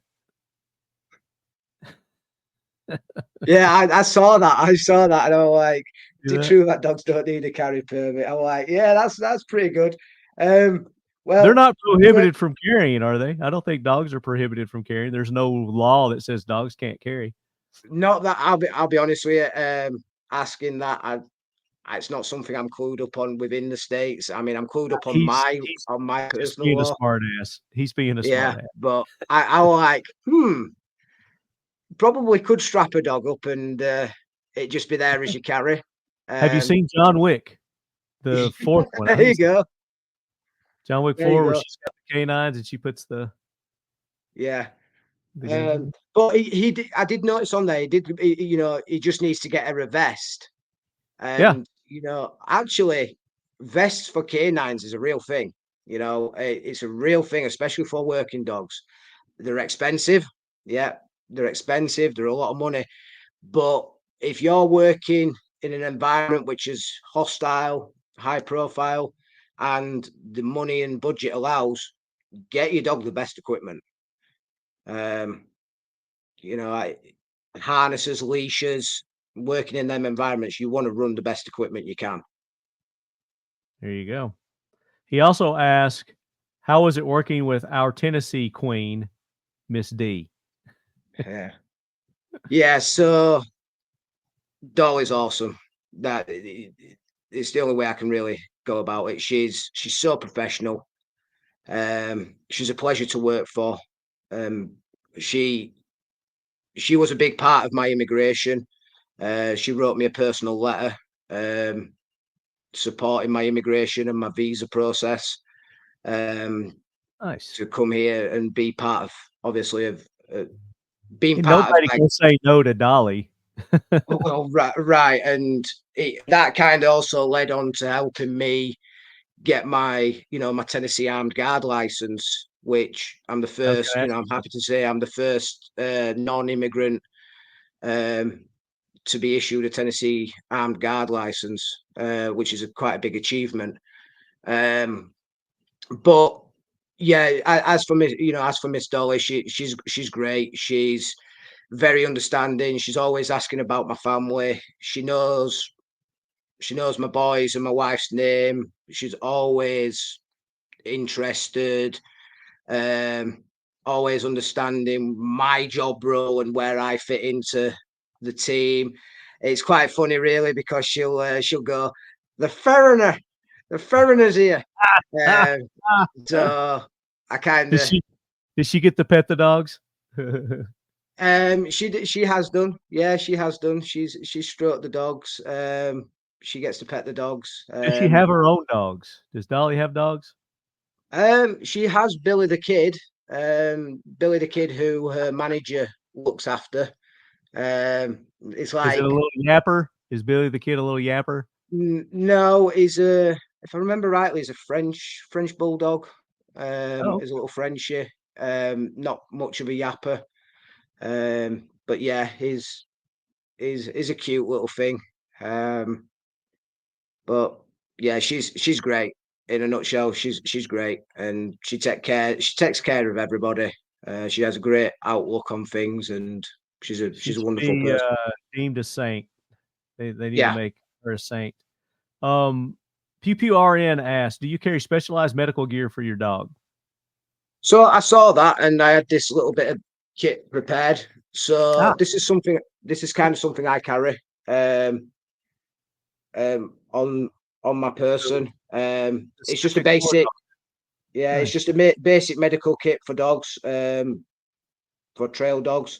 And really, there's not much dissimilar content apart from my little bit of specialized kit I carry is this syringe with it's not a needle, it's basically a cone on the end with no needle in it. And what this enables me to do is get fluids into the dog to the back of the throat Okay. without getting my fingers taken off. Yeah. Especially if the dog is in distress. As far as specialized equipment goes, there's really actually not that much dissimilar to a human first aid kit. Now, the face, I don't have one with me. That's actually in my trauma kit in the vehicle. But the actual face mask for a dog is more in a cone shape, which will go around the nozzle, so you can use an airbag to help with respiration. Tourniqueting is very similar sort of thing. We just cut the tourniquet down so it's not as big, get smaller tourniquets specifically for dogs. And the whole principle saying tourniquet. yeah, tourniquet. Yeah, He's tourniquet. saying tourniquet. Yeah, tourniquet. I was going to ask you about tourniquets. That was specifically I was going to ask you about those. Now, what about pain? What can you give a dog for pain? Because you can't give them aspirin, you can't give them, anything like that. What do you recommend? I mean, it's very difficult outside of, because a dog can't tell you exactly if they're in pain. You can see if they're in pain, because obviously they're going to behave like they're in pain. But you've got to be very careful with medication, especially self-issuing medication. Personally, if I've got a dog in pain, I'm taking them to the vets and getting prescription medication issued specifically for the dog. Because over-the-counter stuff, you just run too much risk of the dog having an adverse reaction, and it's not ideal.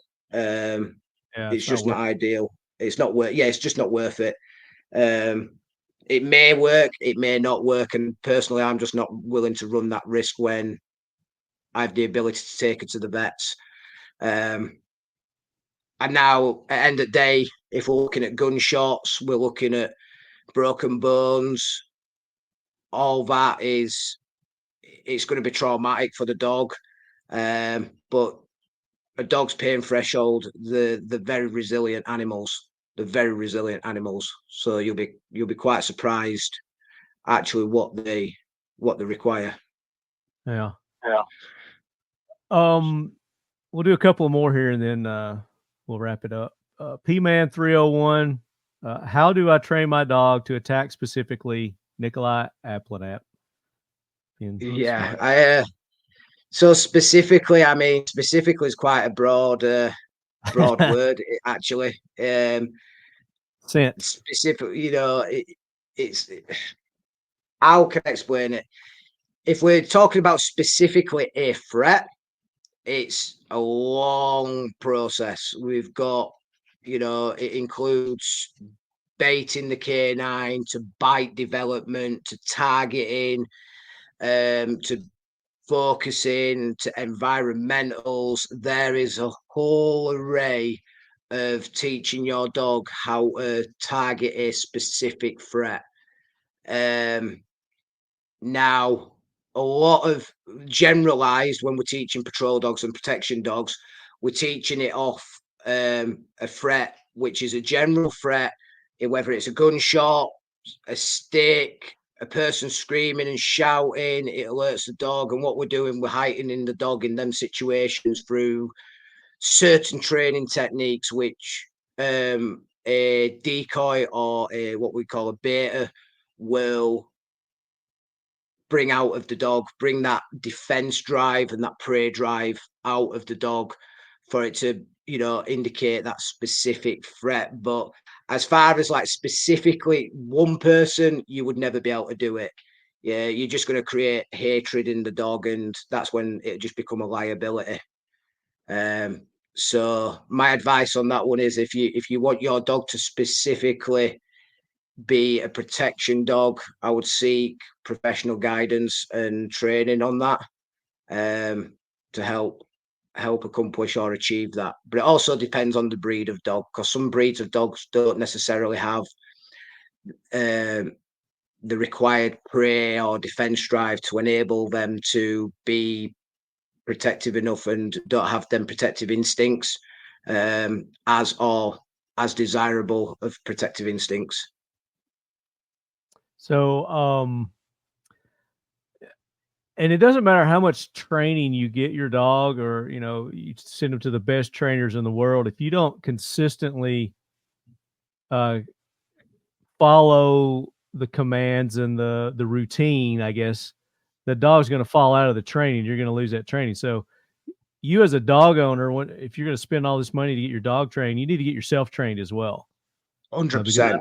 I can't tell you how many people that I've seen that have spent, thousands of dollars to get their dogs trained, and their dogs were just, pristine, perfectly trained to be good, obedient, just house dogs.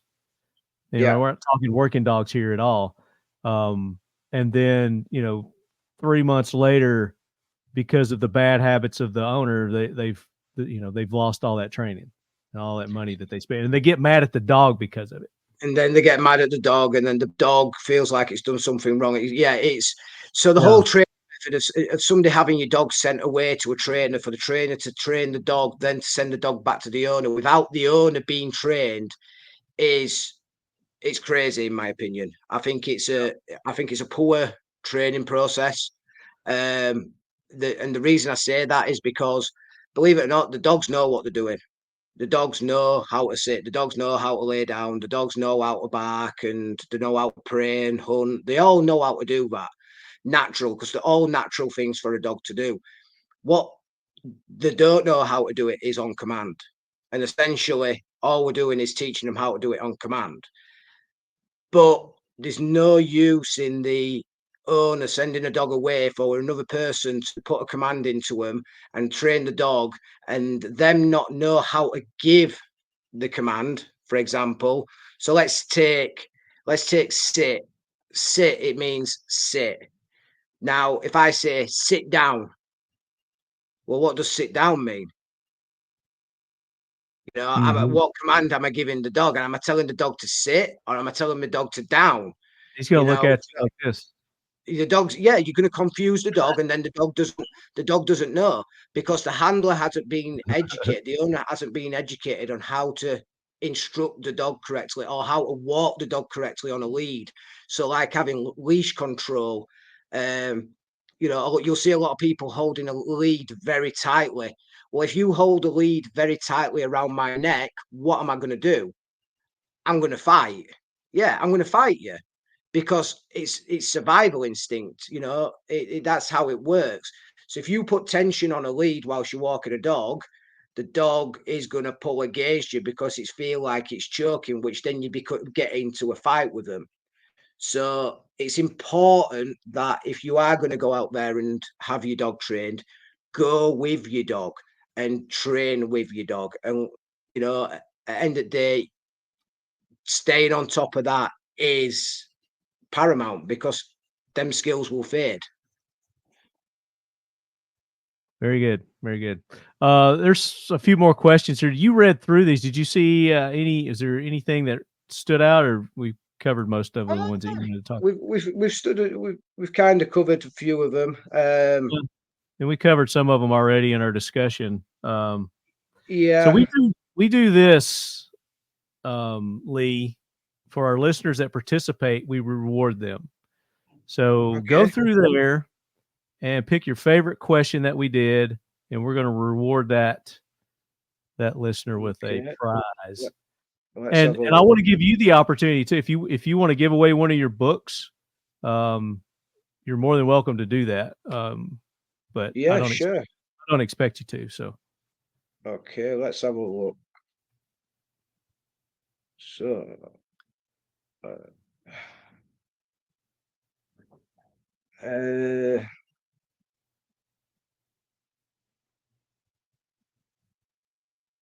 The cavity search by security is pretty funny. Yeah, yeah. So, I or enjoyed. go ahead and read that one. That was Aura or Nikolai. Yeah, is it true that if I keep sneaking dog treats into at P-Man 301's pockets, it will eventually get him a cavity search by security? Well, if a dog indicates on you're definitely going to get some questions asked. Put it that way. Right. Exactly. You wanna award him a copy of your book? Yeah, I think we can. I think we can Okay. do that.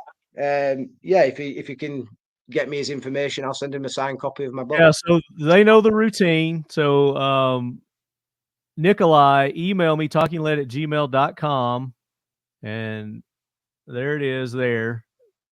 And for people in the past, if we've called your name and you haven't emailed me to let me know that you're a winner, because we don't contact winners, Lee. They have to contact us. So that means they've Yeah. listened to the show and they found out that they were a winner. So email me talkingled@gmail.com, and I'll forward your info to Lee, and he'll send you a copy of his book. And then I'm also going to pick Dixie 2809. What is exactly Her Majesty's Prison Service? That was something I was going to ask, so that was a good question. It got us into talking about his experience with the prison systems there in Britain. So email me talkingled@gmail.com, and I will hook you up. Probably get you something from Mission First Tactical, one of their drinky drinks or holster or something like that. So appreciate everybody who took part and participated. It really means a lot that you guys follow us, subscribe, comment. That helps with these algorithms on these social media platforms. Lee, you said you've got a social media. Is it a public one or is it a private one? Yeah, I believe it's public. My Instagram. Hang on. I hate technology, believe it or not. I do too. It's So great. my when it works. yeah, it's great when it works, but when it don't work, I just hate it. I just like to. That's when I'm happy. Me and my dog. Job's There a you good go. one. But my Instagram is Jacko3001920 Spell that. JACKO 3001920 300 192 192. 02 at the end. Oh. I can put it in the chat if you want. Well, I'm trying to pop it up on the screen like I did it. So I got JACKO 300 192 02 at end. 02. Okay. That's a crazy Instagram. It's crazy. But if it works for you, is that it? Yeah. I got it on the screen That's there. the one. I like to have crazy stuff like that. It keeps me low key. I'm gonna follow you right now. I'm gonna go ahead and put that in because I'll forget. JCKO 3. My Facebook account is just Lee Jacko Jackson. Who uses Facebook anymore? Old people like me. I'm older than you. What are you talking about? Yeah, I hate Facebook. I hate Instagram too. I just, if I didn't have this podcast, I would not be on any social media whatsoever. I hate them all. They're all freaking socialist. But anyway, Lee, I appreciate you taking the time to be on. Did we cover everything that you wanted to talk about? Yeah, I think we've covered a lot of stuff there. I think I could just keep talking forever. No, I want to have you back on because there's more that I want to get into with you that we hadn't had the opportunity to talk about. Yeah, for sure.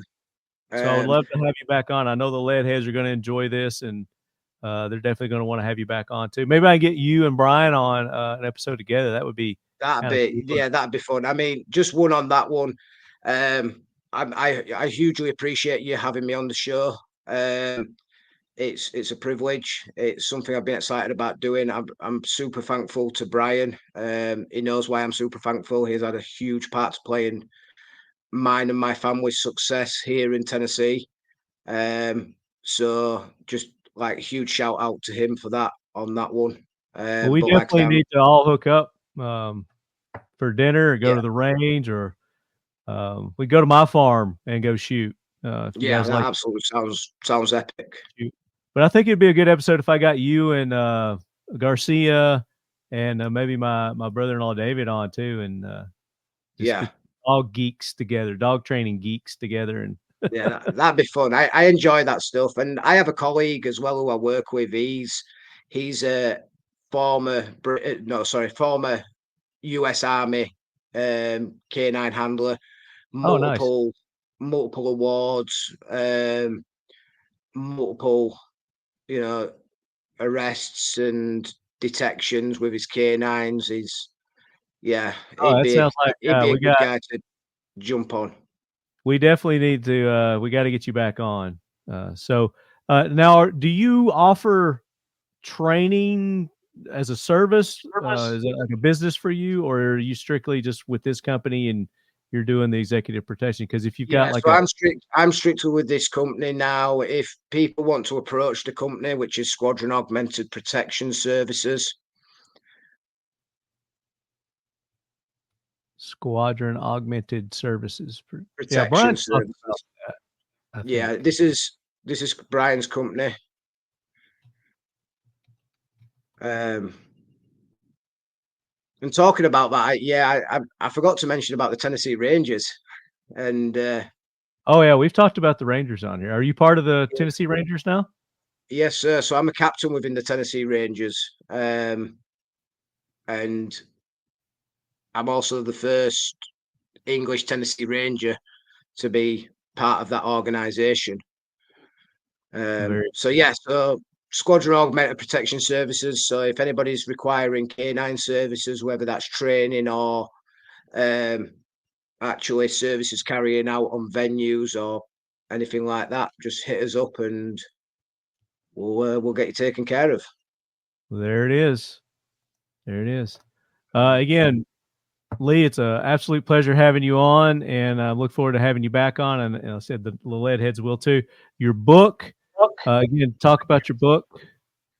And Yeah, so I published my book real quick. Last year I was going through all my immigration process, and I was like, you know what, try and solidify some more stuff in my life, and I went ahead and published my first book called K-9 Executive, Unleashing K-9 Expertise in the Executive Protection Realm. And basically what it's designed is just to give people a small insight, a basic insight of how we train these dogs and use these dogs and how they actually fit into the executive paradigm, protection paradigm, and what thought processes we consider when bringing these dogs into play. So yeah, if y'all are interested, please go check it out.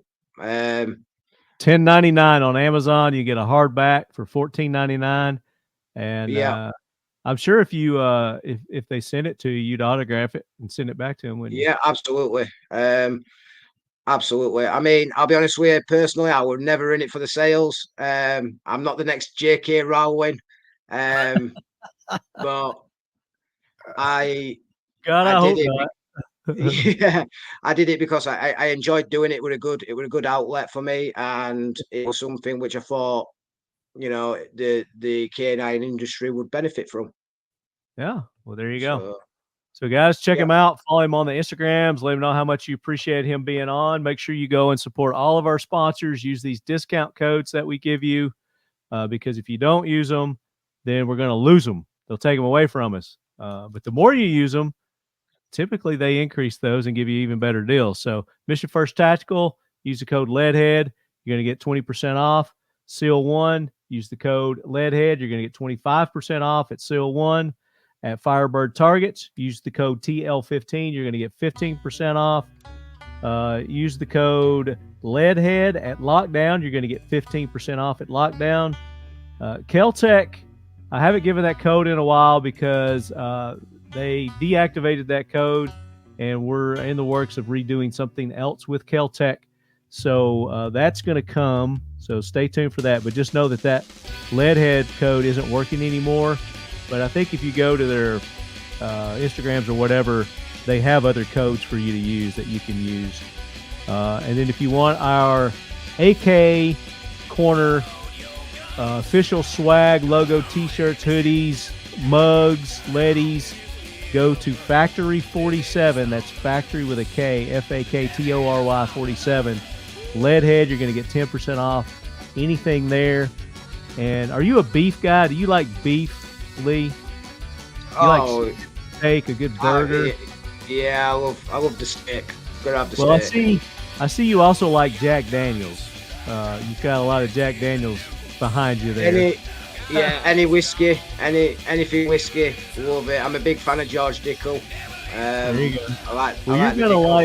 You're gonna like this company, Whiskey River Beef. River Beef has whiskey mash fed beef from start to finish. So it's the most tender, tastiest beef steak, whatever, the ground beef. I've made some burgers. Absolutely delicious. You go to Whiskey River Beef, use the code TalkingLead10, and you get 10% off any of your orders there at Whiskey River Beef.